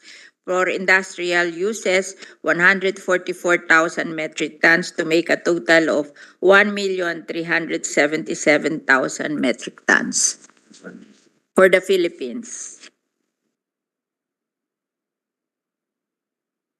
And how much is that market worth, Mr. President? Times 8 pesos. 5 for imported it's 5 pesos. For the local production it's 8 pesos. We just multiply. 5 pesos per kilogram po? For imported, and then 8 pesos for Is that kilogram? local production. That's why we recognize that we produce salt more expensive in the Philippines because we are not mechanized. So we are going to use for mechanization the tariff that we will collect from the salt imports. Kasi pag hindi ka mechanized, mas mahal. 8 pesos. Pero pag nag-mechanize tayo, magiging 450. No? Yes, ma'am. Ang cost of production. 4 pesos and 50 centavos per kilogram po? Yes, per kilogram. Okay. If mechanized, okay. If mechanized, yes. Thank you. Thank you for that. Tayo po ba nag-aambisyon under this bill na makapag-export din ng asin? Sana, but I think it will take time. Mhm. Because we're coming from very low level.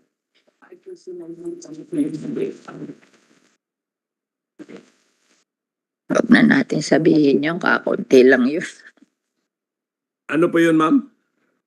They said that those making artisanal salt are exporting but very low level. So we're not mentioning it. It's not significant. But can the bill also help them? Pwede sila Yes. tulungan ng Salt Council, bigyan But ng artisanal is not mechanized, ha? Ah. Parang yung ginagawa nila yun, yung old style. Tapos ginagamit yata sa muka or sa beauty. Oo. So, if we are going to make our salt industry modern to compete, hindi tayo masyadong mag-encourage ng artisanal.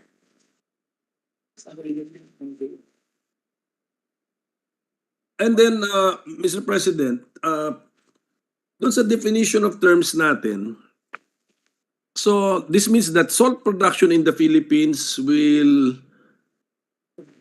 only come from salt water. Ganun po ba yun? Yes, yes. So if, It's kasi I've done some research sa ibang bansa, they have salt mines, may underground pa nga. If all of a sudden we discover an underground salt mine, that reserve will not be covered by this law? wala pa eh. So we cannot cover something that we haven't discovered. Anyway, it's for review after 5 years. If we will find salt, then we can do it based on review, or we can amend the law right away. Because walang ganun eh. Forest salt water on the coastal road. Oh. Yes, oo nga. Pero the irony of it all is kahit na archipelago tayo, hindi pala automatic yun na nasa tabi ka ng dagat, you can already produce salt. But maybe, who knows, baka meron nang naimbentong new technology by this time na pwede na kahit siguro hindi ka type 1 climate, there should be a way. Yeah. We're not against that. We are welcoming technology. In fact, we have 5% of the money for research. And meron sinasabi na ano ba yun? May another technology na we are looking at. Ang tawag nila doon ay saan ba yun? Plastic bed. Hindi ganun ang tawag nila. It's DPE. TPE na that's not yet proven, but it's a new technology. While we are espousing for mechanization, we are not closing our mind to this technology, and we will study this technology so that we can use it if we have proven that this is good. Sige po. But is the Salt Council allowed to also have a specialized program for our artisanal salt? Yeah. Apo, That's importante. not against the law. Apo, maganda po yan. And then sa page 2 po, line 4, the sea or ocean is described as living. What is the purpose of that word living, Mr. President? Living sea or ocean. Bakit po ba kailangan yung word na living? It's just meant to describe our ocean. And that's where we will situate our salt farms in the ocean. So there's nothing important to that except that it's if you don't want that word, you can remove that word. But it's just to describe the ocean or the coastal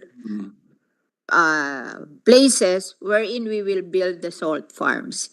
We have discovered 35,000 hectares of coastal areas suited for salt farms by the NAMRIA, and this is subject to validation by DNR, and as of today, ang parang nakikita nilang maibibigay na automatic na validated is 11,000 hectares. Today, we have 2,100 hectares, but plus 11,000 hectares. If we can do that, then we are salt sufficient. We are more than salt sufficient. But of course, from our experience in our developmental project, it takes time. Hindi ko mo meron ka ng budget this year, magagawa mo lahat ang gusto mong gawin. It takes time really to teach the farmers how to do it. I will just round off the numbers, Mr. President. No? Sa ngayon, ito yung narinig ko. Sa ngayon, 2,000 hectares ang dedicated for production of salt. 2,100 Yes. hectares. Just round off na lang natin. Okay. Let's say 2,000. And then that represents, production dyan is 7% of our needs, of our demand. Yes. So how is it possible na plus additional 11,000 hectares, which is the times 5 lamang, we will be 100% self-sufficient na in salt? Kasi we're hoping. Sige. Because if the mechanization will succeed, we will triple our harvest. So we will be self-sufficient. But it will take time. Yeah, that will take time. And then mechanization will be taken, the funds for mechanization will be taken from the Tariff. seed CEF, and then the seed CEF is imposed on, the tariff is imposed on imported salt. Now, Yes. over time, as we succeed, imported salt should go down.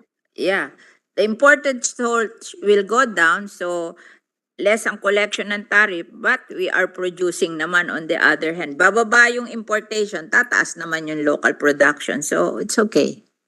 Yes, but there will come a time na baka yung financial assistance for mechanization will already now amount to an insignificant amount, Mr. President. Yes. Pababa yung tariffs eh. Oh, yeah. And then, by that time, yung mechanization natin has improved.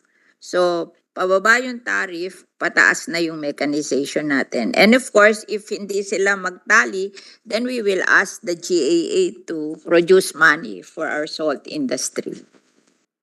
We just want to make sure with the tariff that there is money for the development of the salt industry, even without the GAA.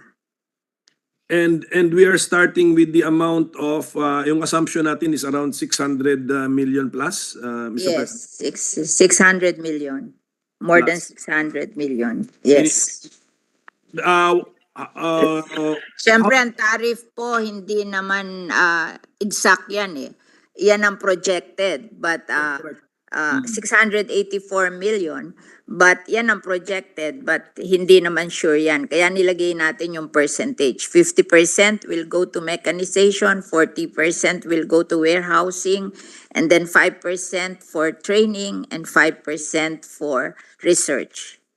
Pero yan po sa slide na nakikita ko po, at present, 76 million pala ang ating tariff. Because the rate is also low. Ngayon, at nung inakyat po natin yan na 9%, are we not bound by some It's within, or trade agreement with the sources of our salt? Ang alam ko, source ng salt natin would be Australia and China. Yes. Don't we have an ASEAN? We China, reviewed ASEAN, all Australia.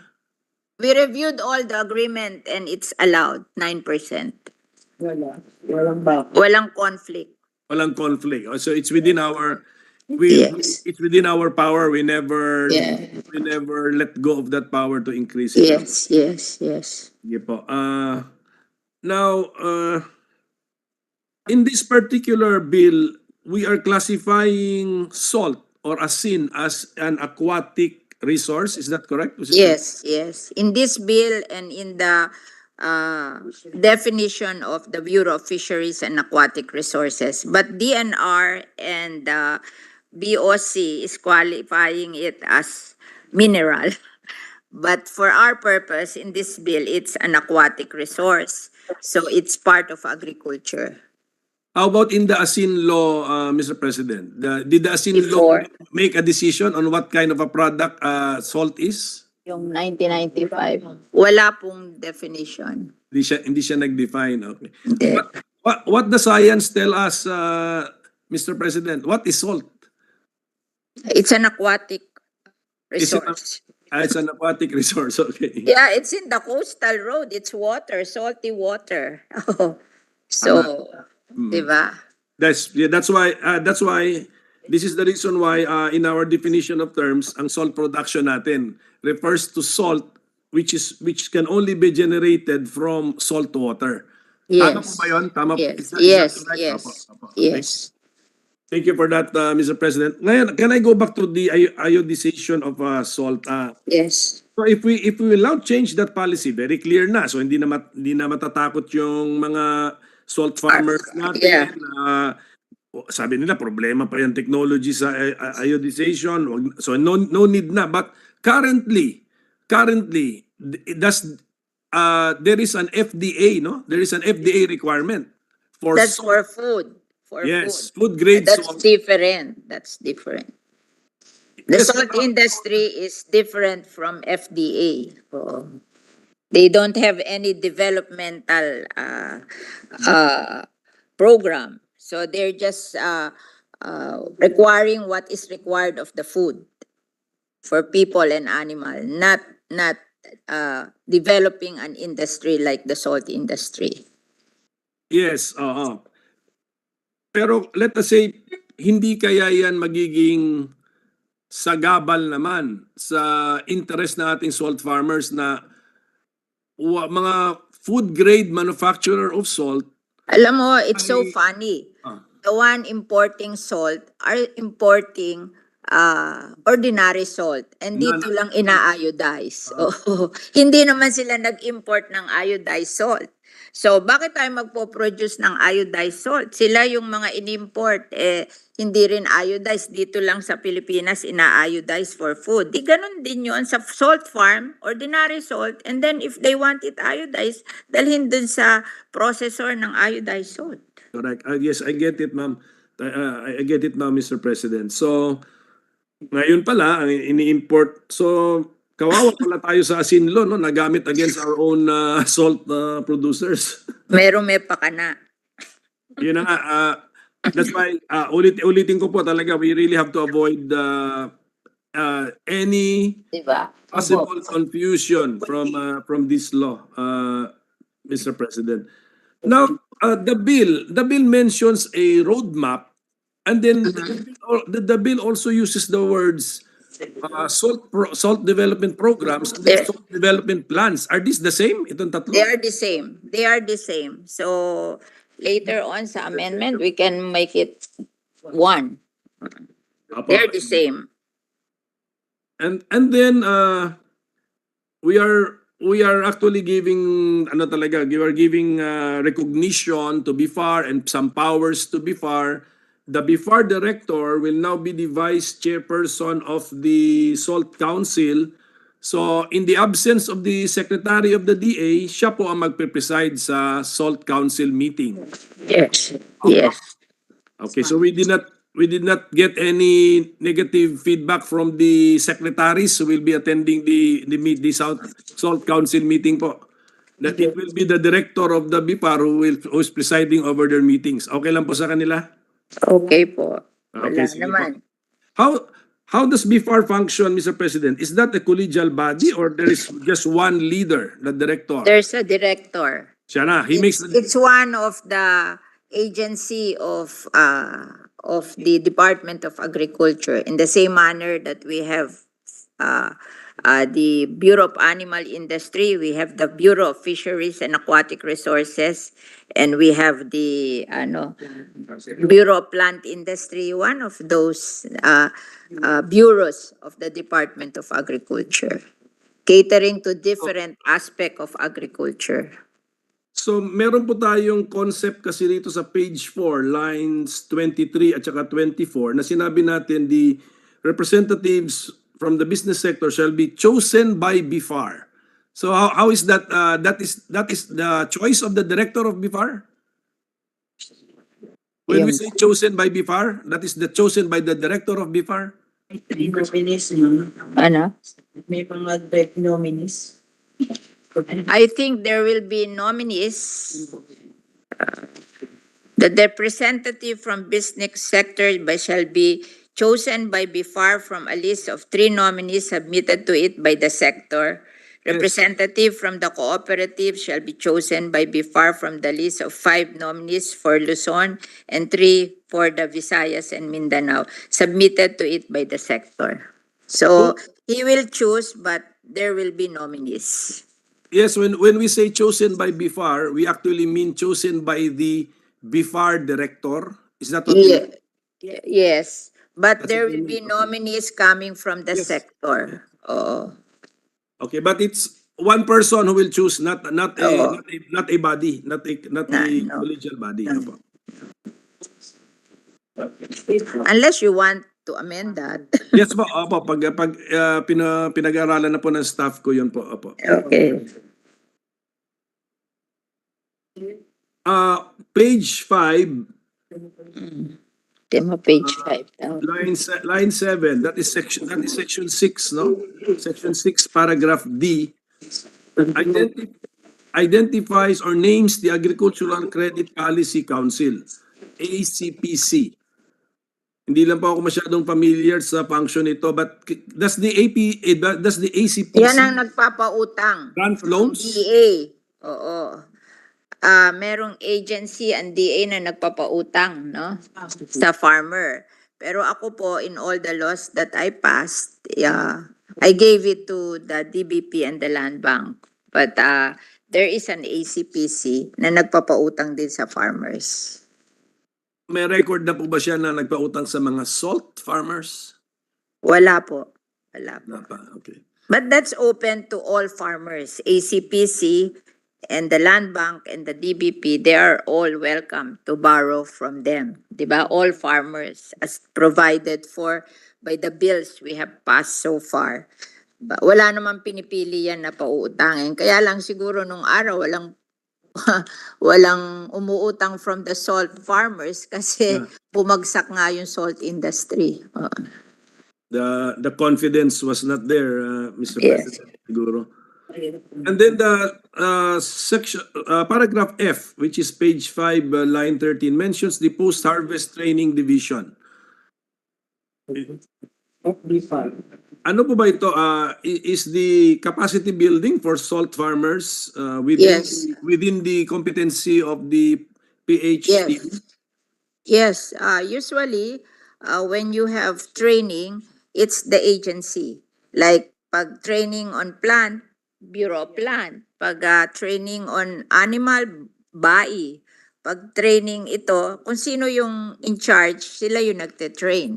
And of course, in cooperation with the Agricultural Training Institute, and if there are budget in TESDA for them, they can get budget from TESDA in the farm schools and in the other training centers. Pero ang ano rin, yung agency ang nag-i-institute din yan. Oo. Kaya lang with the help of others. May other agency tayo sa DA na tumutulong sa training like the Agricultural Training Institute and the research agencies and then TESDA, di ba? So the PHTD, has it ever given capacity building training for salt farmers? Not yet. Ano pangalan niya? Ano yung PHPD? BIFAR po yun. BIFAR. It's the Post-Harvest Training Division of BIFAR. Before, okay. So, before, hindi sila walang salt, kaya nagtuturo sila yung mga fishing o isda. Yun na nga. Pero ngayon, na may salt industry, magkakaroon tayo ng development sa salt industry, then they will start teaching also. Yes, ma'am. The salt farmers. Pero sila mismo mag-build up ng knowledge nila. Kasi Marunong naman, marunong. marunong na sila. Opo. Sige po. Di ba marunong tayo?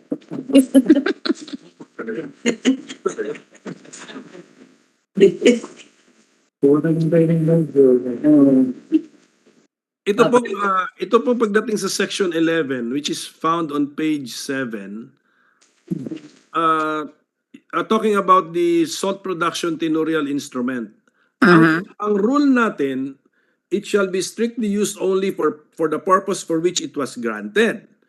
And that public land with salt farms shall not be converted to other uses, ito problema, other than for fisheries and aquaculture purposes. Aquaculture. So pwede pala yun, papayagan po natin yun na naka-apply Opo, naka-apply kasi po ng salt usually farm. the salt farm will be during dry season. But when there's rain, then you can use it for aquaculture para dalawa naman ang income ng mga farmer. They're using the same land. Kasi pag may tubig, you cannot produce salt. Yes, You can only do that during the dry season. So pag rainy season na may tubig yung salt farm, then you can use it for aquaculture. Marami naman ding isda na nabubuhay sa salty water, di ba? Okay, and that's also the reason why the other way around allowed din. Yung may mga FLA, pwede nilang idagdag salt production as Yes, an yes. additional objective. Apa. Yeah, para double income, di ba? So that All means year round. that means, Mr. President, ilang months lang po tayo ang posibleng mag-salt production sa Pilipinas? 3 months? 6 months? 6 months, 6 6 months. months, so half a year. So Tapos half a year aquaculture. Malaki rin ang kita sa aquaculture. And that is under BIFAR also, di ba? Bureau of Fisheries and Aquatic Resources. thank you, Mr. President. On page 8, Mr. President, line 16, there's a mention of officers of BIFAR. Ang sabi rito, the SPTI shall bear at most 2 signatures of the officers of BIFAR. Sino-sino po yun, ang mga officers of BIFAR? So the director, and then maybe the Oh, yes, ma'am. Regional. regional. The national director and the regional head. Okay, so if we can already answer it that way, then maybe we can specify it in the bill, Mr. Yeah. President. Okay, We will make it as an amendment. Thank you. Now I now go to the topic where we receive feedback, no, yung that the applicant for an SPTI must have investable funds not less in the amount of not less than 1 million per hectare. 1 million pesos per hectare. Are we already abandoning that requirement? Yeah. Dinilit na natin kasi pag gusto mo mag-invest sa salt farm, you don't have to put it in the law. You source your investment. Either you borrow from bank or if you have savings or whatever. So dinilit na namin yon. Hindi kailangan yon. That's an individual amendment. How will we make investment in salt farming attractive, Mr. President? Ano, meron ba tayong parang projection na kikita talaga, especially doon sa type 1 climates, Mr. President? Yes, because we will give machine, 'di ba? So yung pag there's mechanization, you triple the harvest, and then we will help them build the warehouse. So that's a lot already, and before under their budget will have something also to help. I think yun lang mechanization, kikita na sila. 55%. Ilan? When they're computing, it's 55% ROI daw. Kasi yung ano yung Ano po meaning nun? Kailan ang bawi nung pag 55% ROI?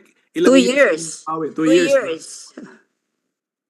And then if you get an SPTI, that will be ang term nun 25 years. Yes. When we say mechanization, Mr. President, sa mechanization kasi sa rice land, na i-imagine ko may mga Ano ba tong mechanization? ano ba itsura ng mga mechanization sa salt farm? Ano mo doon?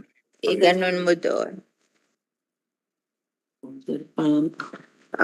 The equipment are water pump, road grader, dump truck, fabrication of semi-automated bagging machine. Okay, yun ang equipment na kailangan. And this assistance will be given to cooperatives or corporations, hindi sa individual person, Hindi, cooperative or association. associations, Oo. whether marginalized or not. Priority marginalized. So talagang cooperative and association. Kasi kung hindi naman corporation, mayaman naman yun eh. Diba? If you're a corporation, this is for cooperative and association of farmers. So, kasi mahal to, they have to share. Diba? And this is good for 50 hectares, yung itong mga machine na to. So, Doon po sa salt that we are currently manufacturing now, right now, are some of the salt manufactured by co-ops and associations ngayong panahon? basically, daw lahat eh. Individual na mayaman eh.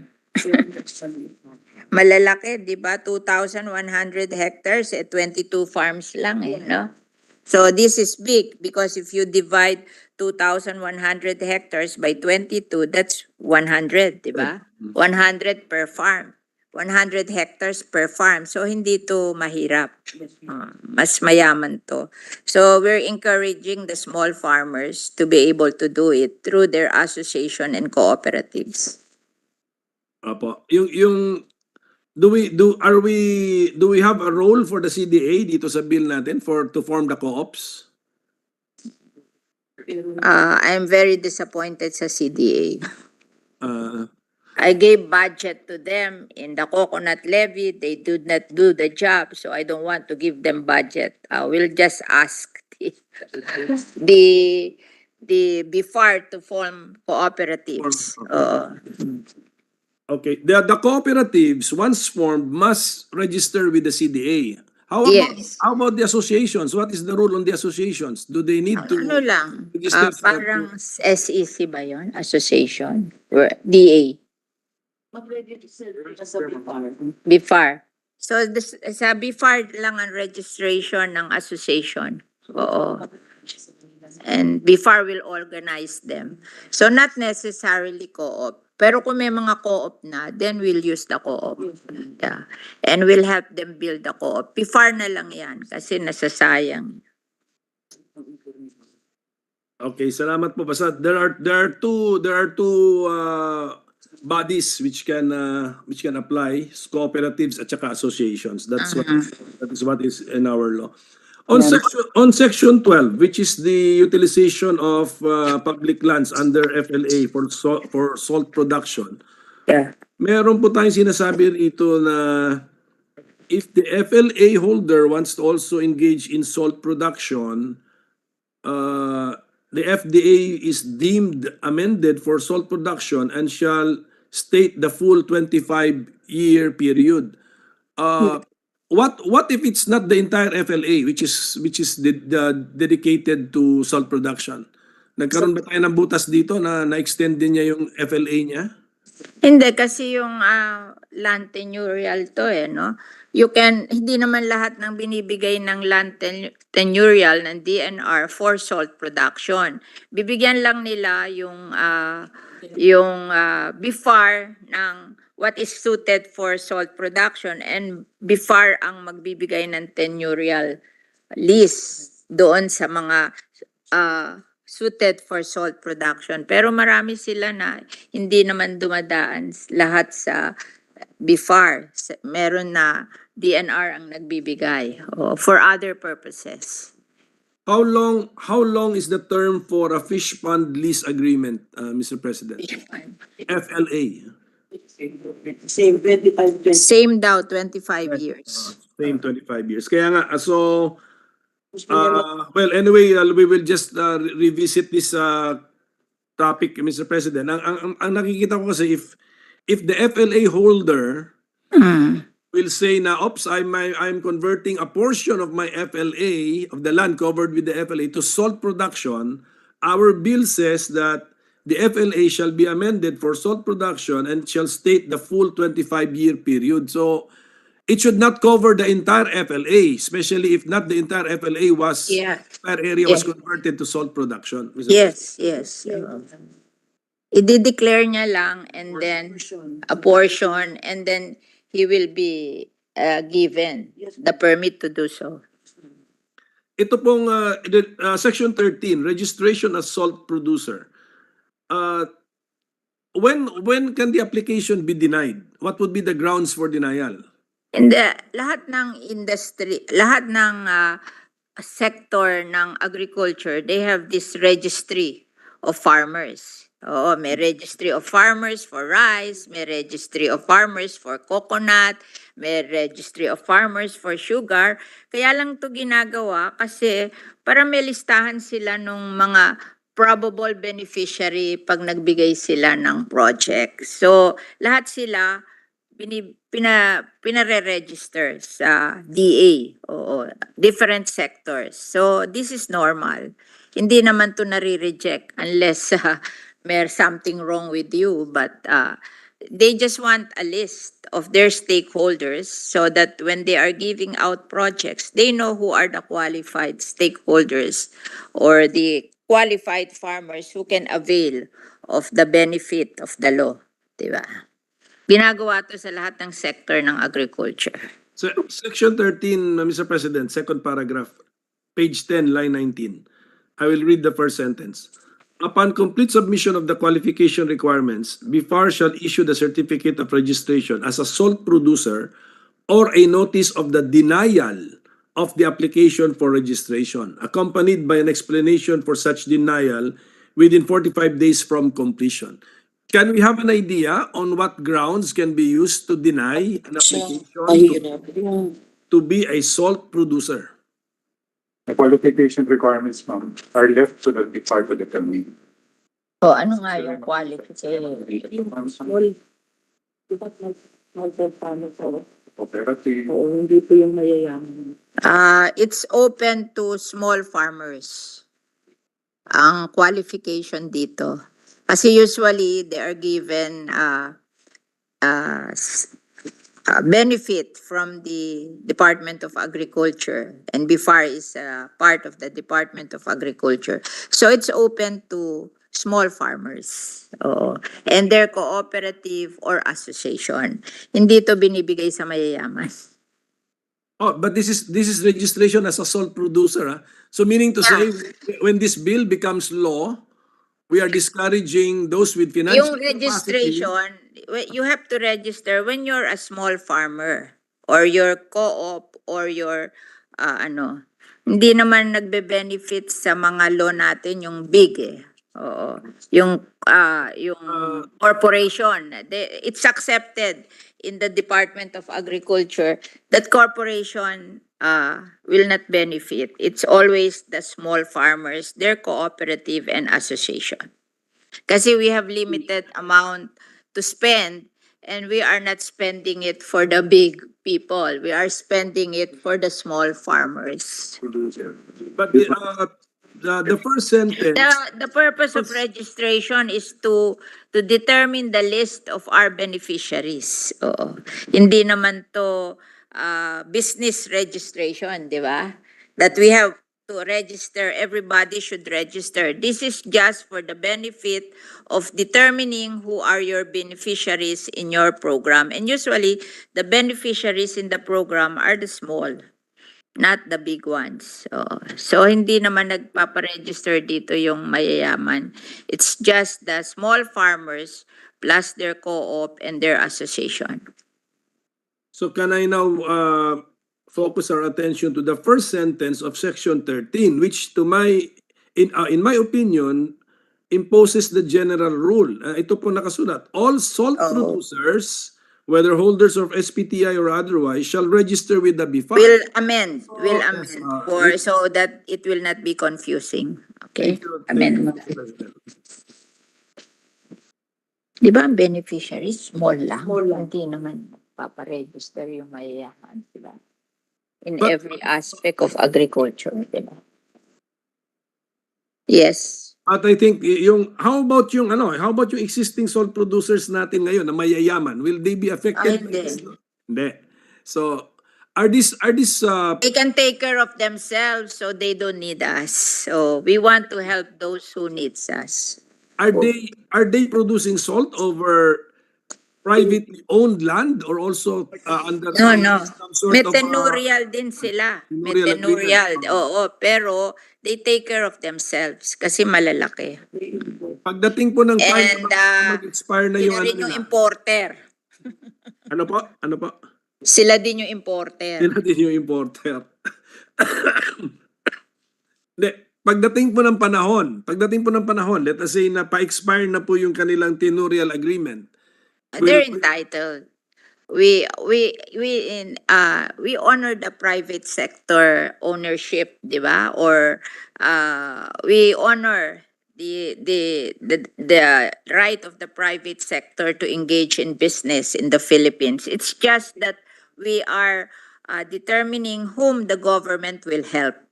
Kasi syempre yung government natin will help the small and their co-op and their association. But we allow the private sector to engage in business, but they're not entitled to the benefit from the government kasi kaya naman nila to take care of themselves. So, Thank you. but we don't deprive them.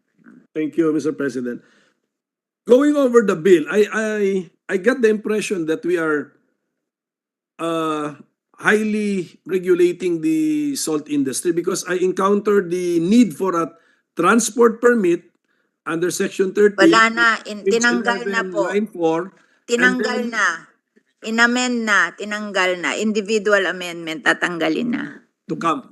Yes. Amendment We're to making come. it easier for them to operate. Correct. And then there is also this export permit which is required under Section 23. Hindi. Ito, do hindi we need talaga all of this? permit ito. Ito, just so the DTI or BIFAR can monitor how much we are exporting. This is really not, just to have a record of how much we are exporting para sa PSA natin. Kasi, for information to, hindi sila regulatory. Just to have information on how much our export kasi we are required to report how much we are importing, exporting, local demand, local supply, ganon. It's just for information, not regulatory. So in that case, Mr. President, can I request Baguhin na also- lang ang wordings. Section 23 kasi nakasulat doon without first securing a permit. That's why I got the impression that it is Dali na lang. We will just amend the wordings. Thank you for that, Mr. President. Amend mo, tandaan mo. On page 11, Mr. President, line 10, Ang sipag naman. section 14, 11. Oh. Mr. President, mga 3 times ko po itong dinaanan tong bill ninyo. 11. Page 11, line 10. When we refer to small Artisanal. and medium scale salt farms, we inserted the word artisanal. Yeah. Pagdating sa line 12, when we referred to large scale salt farms, wala nang word na artisanal. What is the value of that word artisanal, Mr. President? It's, as I've told before, artisanal is the old way of making salt. Some people would want to buy that, but that is a very small portion of the industry. Kaya, So are we limiting? kailangan pa ba natin yun? Are we limiting it to artisanal, small and medium scale salt farms? No. Hindi. So can we revisit the why that word appears there on section 14? Yeah. Okay. Mr. We'll President? review that, Mr. President. Yeah, but it's a small portion of ano. So we are not removing it, but we are not giving it much attention because if we will rely on that, we will not produce the amount we need. Yeah. That's why Hindi. that's Ano why lang? That's why it Ayusin mo na lang ang wording. it struck me, Mr. President, that the word artisanal appears there. Kung It's hindi naman- something that is historical production of salt. Yeah. Sumingit. Pwedeng sumagot.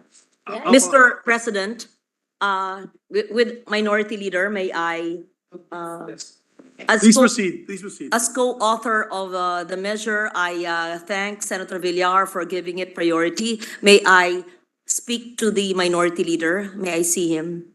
Hi, you were mentioning about artisanal salt.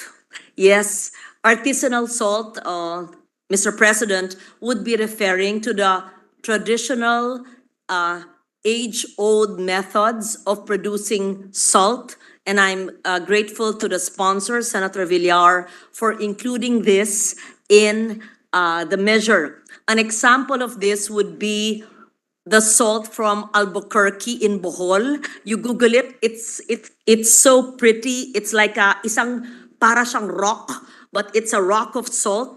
At saka, it's a small community in Albuquerque, Bohol, that is doing it almost dead. We just passed our cultural mapping law, and that will be part of the mapping that we need to do. In Botolan, Zambales, there's other artisanal salt that's being done, and they wrap it in Philippine leaves. I think either banana or coconut, but native leaves. Again, in the recent World Food Expo at the SMX, the slow food movement included the salt from Botolan, Zambales. Sa aming probinsya po na Antique, salamat po kay Madam Sponsor. Narinig ko po habang ako'y paakyat sa opisina ko na isa yan sa mga lugar na tinalaga ninyo na bubuhayin ang industriya ng asin ay hindi man siguro parang yung sa Albuquerque at hindi parang yung sa Botolan, pero yung mga sinaunang panahon sa paggawa ng asin ay meron din po sa Antique. Ang tawag po yung sa Antique ay asin tibuok. And for the information of the Minority Leader, and this will excite the Deputy Minority Leader, in the IPO, Intellectual Property Office, IPOFIL, there are GIs, geographic indicators. I think there's another measure pending on the floor. Senator Angara would know this. The asin tibuok is from Bohol is part of the GI. Ang ibig sabihin po ng geographical indicator that doon nagsimula ang ganyang klasing asin at saan man kumopya ay dapat matrace na dito nagsimula ang ganitong klase. Parti po ito ng ating yaman bilang Pilipino. Kaya salamat na nakasama po ang artisanal salt sa ating pending measure. Thank you, Madam Sponsor, for giving me the opportunity to explain. Thank you.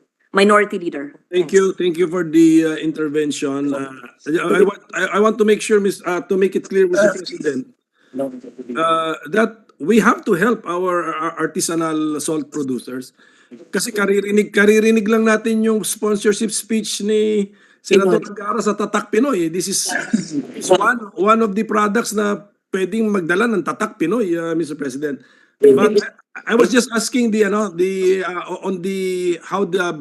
paragraph was written. So if that is the intention to really focus on artisanal, I fully agree. And I think we established it earlier that the Salt Council has no obstruction or prohibition from coming up with special programs for our artisanal salt. Yes. They are important enough na na-mention sa definition of terms ang artisanal salt nandun So it's really important from the point of view of the author and the sponsor, Mr. President. Mr. President, it is part of our history, except that if we are going to produce large-scale salt for fertilization of our coconut industry, then we have to emphasize on mechanization. Thank you, Mr. President. Now, Mr. President, page 13 na po tayo. Section 21, last sentence. The government shall give preference to locally produced salt in government purchases. How can we operationalize this, Mr. President? The PCA. They have a budget. They buy fertilizer for the coconut industry. So they will buy. They have a budget for that. So they will buy from our local farmers. So that is connected with Section 24 on the mandatory use of domestically produced salt, Mr. President. Yes, Nabanggit yes. kasi rito, including the fertilization of coconut farms by the PCA. So, with this directive from the given in the law that the government shall give preference to locally produced Ilagay mo na yan. government purchases, Specific para matino. only PCA will be ang tawag mo doon, Kasi yung adjusted kasi yung 50% PCA. PCA coconut. Ano? Oo, kaya sila yung malaki. Yung iba kasi personal na yun eh. We cannot impose. Kasi 40% is food and that is being consumed by people. Now we cannot control. But the PCA we can mandate. Yes. Opo, with the permission of the sponsor, I would just like to siguro ask for more time to concentrate on Section 25. Okay. Ito na po yung policy natin on the iodization eh. Yeah. Na sana ako talaga ang aking goal eh wala na talagang confusion kasi ang asinlo na be-blame for the confusion na hindi naman dapat. Medyo klaro naman yung asinlo na for food grade lang yung iodization. Section 25. Yes po. May gusto siyang i-reverse. Apo, Sa wording I will no longer ask a question there kasi naklaro na po natin na we are not really Rendered reversing. optional. We are making clear the policy. Yes, na optional na po siya. Yes, ma'am. Yeah. And Yes. then And if you want to change some words there, you are Yes. welcome to do so to make it clearer. maybe ang plano ko po is to make a very clear sentence or statement then period na natin. Huwag na tayo Okay. mag-provided para walang magamit na confusion po sa atin. Apo.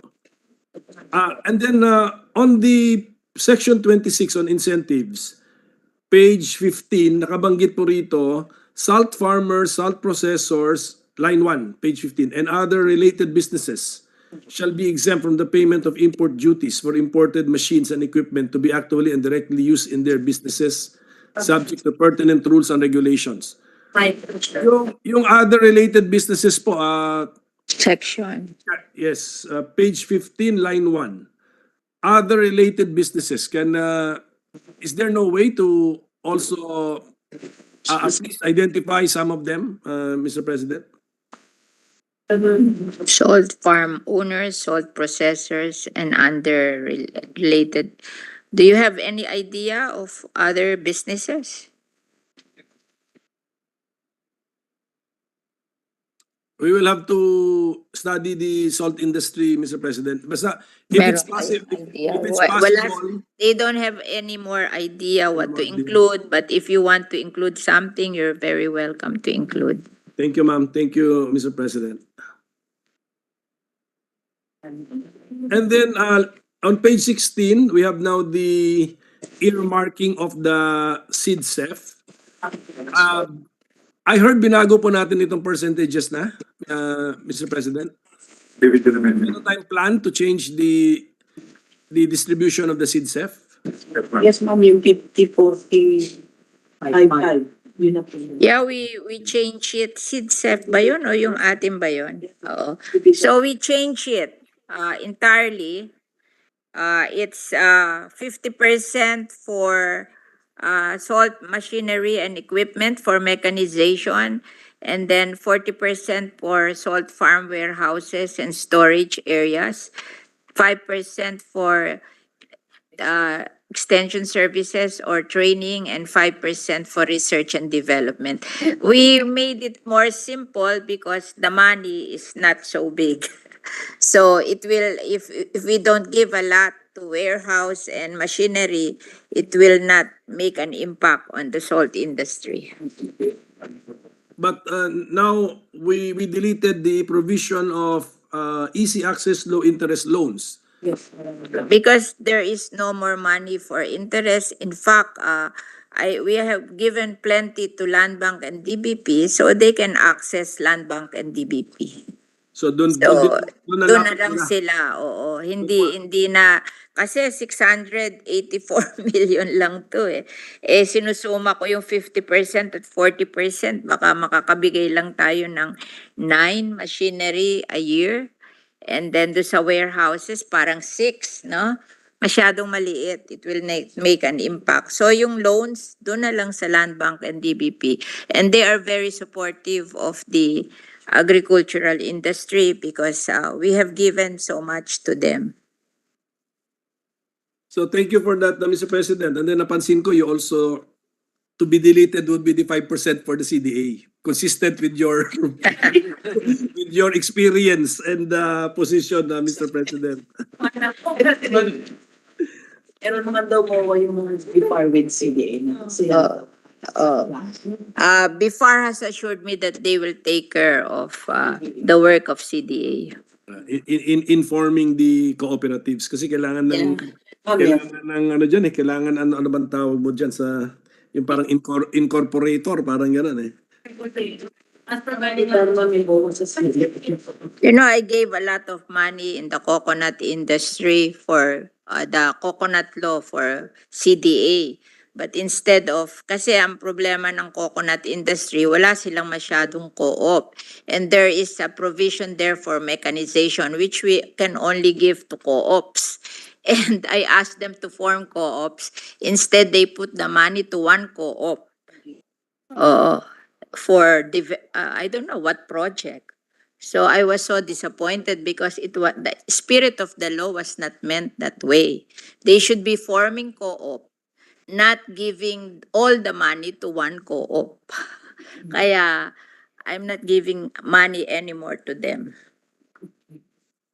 Yes, Mr. President, nakwento po sa akin ng ating sponsor yan, yung insidente na yan. And I also noticed that the the allocation for daan asinan na inalis na rin po natin. Because yung daan asinan daw, kayang-kaya na ng DPWH yun. Actually, ang dami ng daan asinan, especially in Pangasinan. Pangasinan is not a least developed province. It's a very much developed province. So they can easily access the asinan, and as well as La Union, as well as Antique with our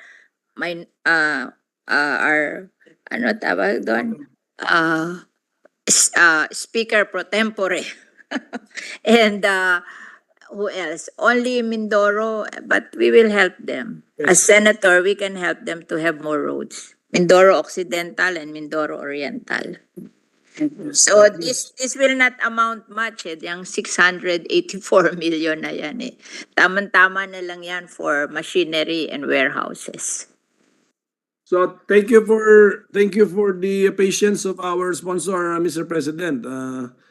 Nahimay na natin itong bill ito, and then with the agreement that we can improve the wording. Ang purpose is we do not want the experience with the Asin law repeated na ginamit siya, sinight si Asin law to justify a confusion which should not have been there in the first place, which is not there in the first place. So yan po yung gagawin natin dito. We will have to really be very clear na wala na pong confusion. So thank you for your patience, Madam Sponsor, and to our colleagues. Thank you.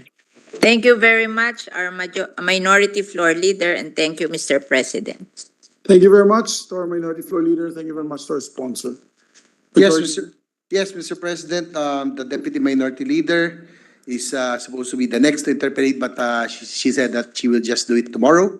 So, Mr. President, I move that we suspend consideration of Senate Bill number 2240. I so move, Mr. President. There being no objection to the motion, motion is approved.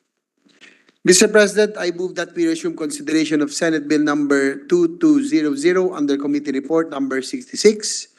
This pertains to the Basic Education, Mental Health, and Well-Being Promotion Act. I so move, Mr. President. There being no objection to the motion, motion is approved. We'd like to recognize the sponsor. The sponsor, of course, is Senator Gatchalian, and I believe, Majority Leader, we are in the Yes. period of Yes, Mr. President, the Amendments? parliamentary status of this bill is that we are in the period of individual amendments. With that, Mr. President, I move to resume the period of individual amendments using the amended copy of the bill dated August 22, 2023 as our working draft. There being no objection to the motion, motion is approved. Yes, Mr. President, I move that we recognize the sponsor, Senator Gatchalian, for his individual amendments. The distinguished sponsor, Senator Sherwin Gatchalian, is recognized. And please proceed with your amendments. Okay. Thank you, Mr. President. Mr. President, I only have two amendments for today. Two individual amendments. So on page 4, line 14 of the amended copy as of August 22, 2023, as released by the Bills and Index Service, insert the acronym CGCP in open and close parentheses after the word program. So move, Mr. President. There being no objections, the amendments approved. Further, Mr. President, on page 4, line 27 of the same amended copy, insert the following sentence as the new last paragraph of section 5. In addition to implementing the program and delivering the services of the center under this act, mental health specialists and mental health associates shall likewise assist the school administrator in the CGCP centers in accordance with Section 5 of RA 11206. RA number 11206. So move, Mr. President. There being no objection to the amendment is approved. And Mr. President, I would like to explain that amendment, Mr. President. This is actually a suggestion coming from Senator Pia Cayetano. This amendment ensures that the school administrators in CGCP centers will continue to be assisted by the guidance counselors or the trained career and employment guidance counselors not registered with the Professional Regulation Commission, whose items will later be converted to mental health specialists or mental health associates. That's the rationale for that amendment, Mr. President. Thank you very much for the explanation. Mr. President, that's it. And I believe Senator Cayetano will also have amendments tomorrow. Senator Pia Cayetano. Yes, Senator Pia Cayetano. Thank you, Mr. President. Thank you very much, dear sponsor. Yes, Mr. President, I move that we suspend consideration of Senate Bill number 2200. I so move, Mr. President. Yes, and maybe ask the Secretary to give us a clean copy already incorporating the amendments of Senator Gatchalian today. There being no objection to the motion, motion is approved. Mr. President, we have one admin matters. Mr. President, I move the consent of the body and considering that there is no other member who wishes to interpolate on the privileged speech of Senator Estrada delivered on May 22, 2023 entitled, Bigyan ng Pag-asa ang mga nasa Pag-asa Island, I move to refer the said privileged speech to the Committee on National Defense and Security, Peace, Unification, and Reconciliation. I so move, Mr. President. There being no objection to the motion, motion is approved. Mr. President, there being no matters to discuss, I move to adjourn session. Okay. Until August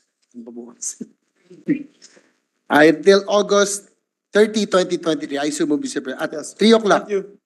Just a reminder to our distinguished colleagues that we only had 2 working days this week, today and tomorrow, and then after which we have only a few working, I believe 3 more weeks. Mr. President, I Withdraw the motion to adjourn? recall that Yes, because I know motion, we're on the because, agenda is still Senator Rafi. yes, I'm very sorry because I thought that Senator Rafi Tulfo were already It's a good thing I didn't adjourn, yeah. yes. So we moved, the motion is withdrawn. Yeah, the motion is done. Yes, Mr. President, I move that we recognize Senator Rafi Tulfo for the resumption of We'll open first the period of minute suspension, Mr. President. session suspended.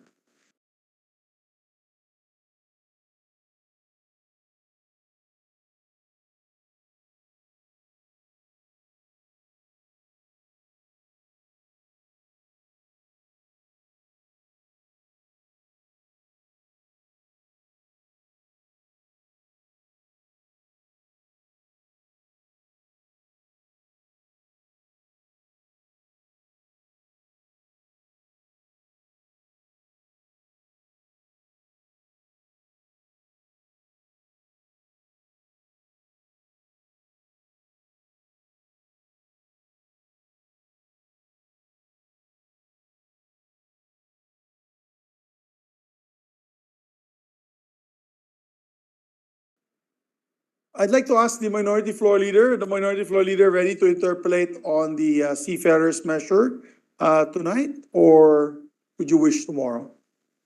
If we can move it tomorrow, Mr. President, because Okay. I don't have the folders with me, Mr. President. No problem, and I know you're in sick leave, so I mean, you're sick, so in isolation. So, with that, Yes, Mr. gentlemen, we President. seek to suspend consideration. Or Yes, do we move for the reconsideration? Not yet. Oh, Mr. therefore, President, I move that we adjourn the session till 3 o'clock in the afternoon of Wednesday, August 30, 2023. I Yes, so move, Mr. before President. I act on the motion, I just wanted to remind what I was about to say earlier, our colleagues, that we have only, how many session days left? We have 4 weeks left after tomorrow. 4 weeks left, and so hopefully we'll be able to pass the items on our agenda that's been calendared for this next 4 weeks. So with that, my dear colleagues, there be no objection to the motion of adjournment. Session is adjourned until 3 o'clock in the afternoon, Wednesday, August 30, 2023. Have a pleasant and safe evening, everyone.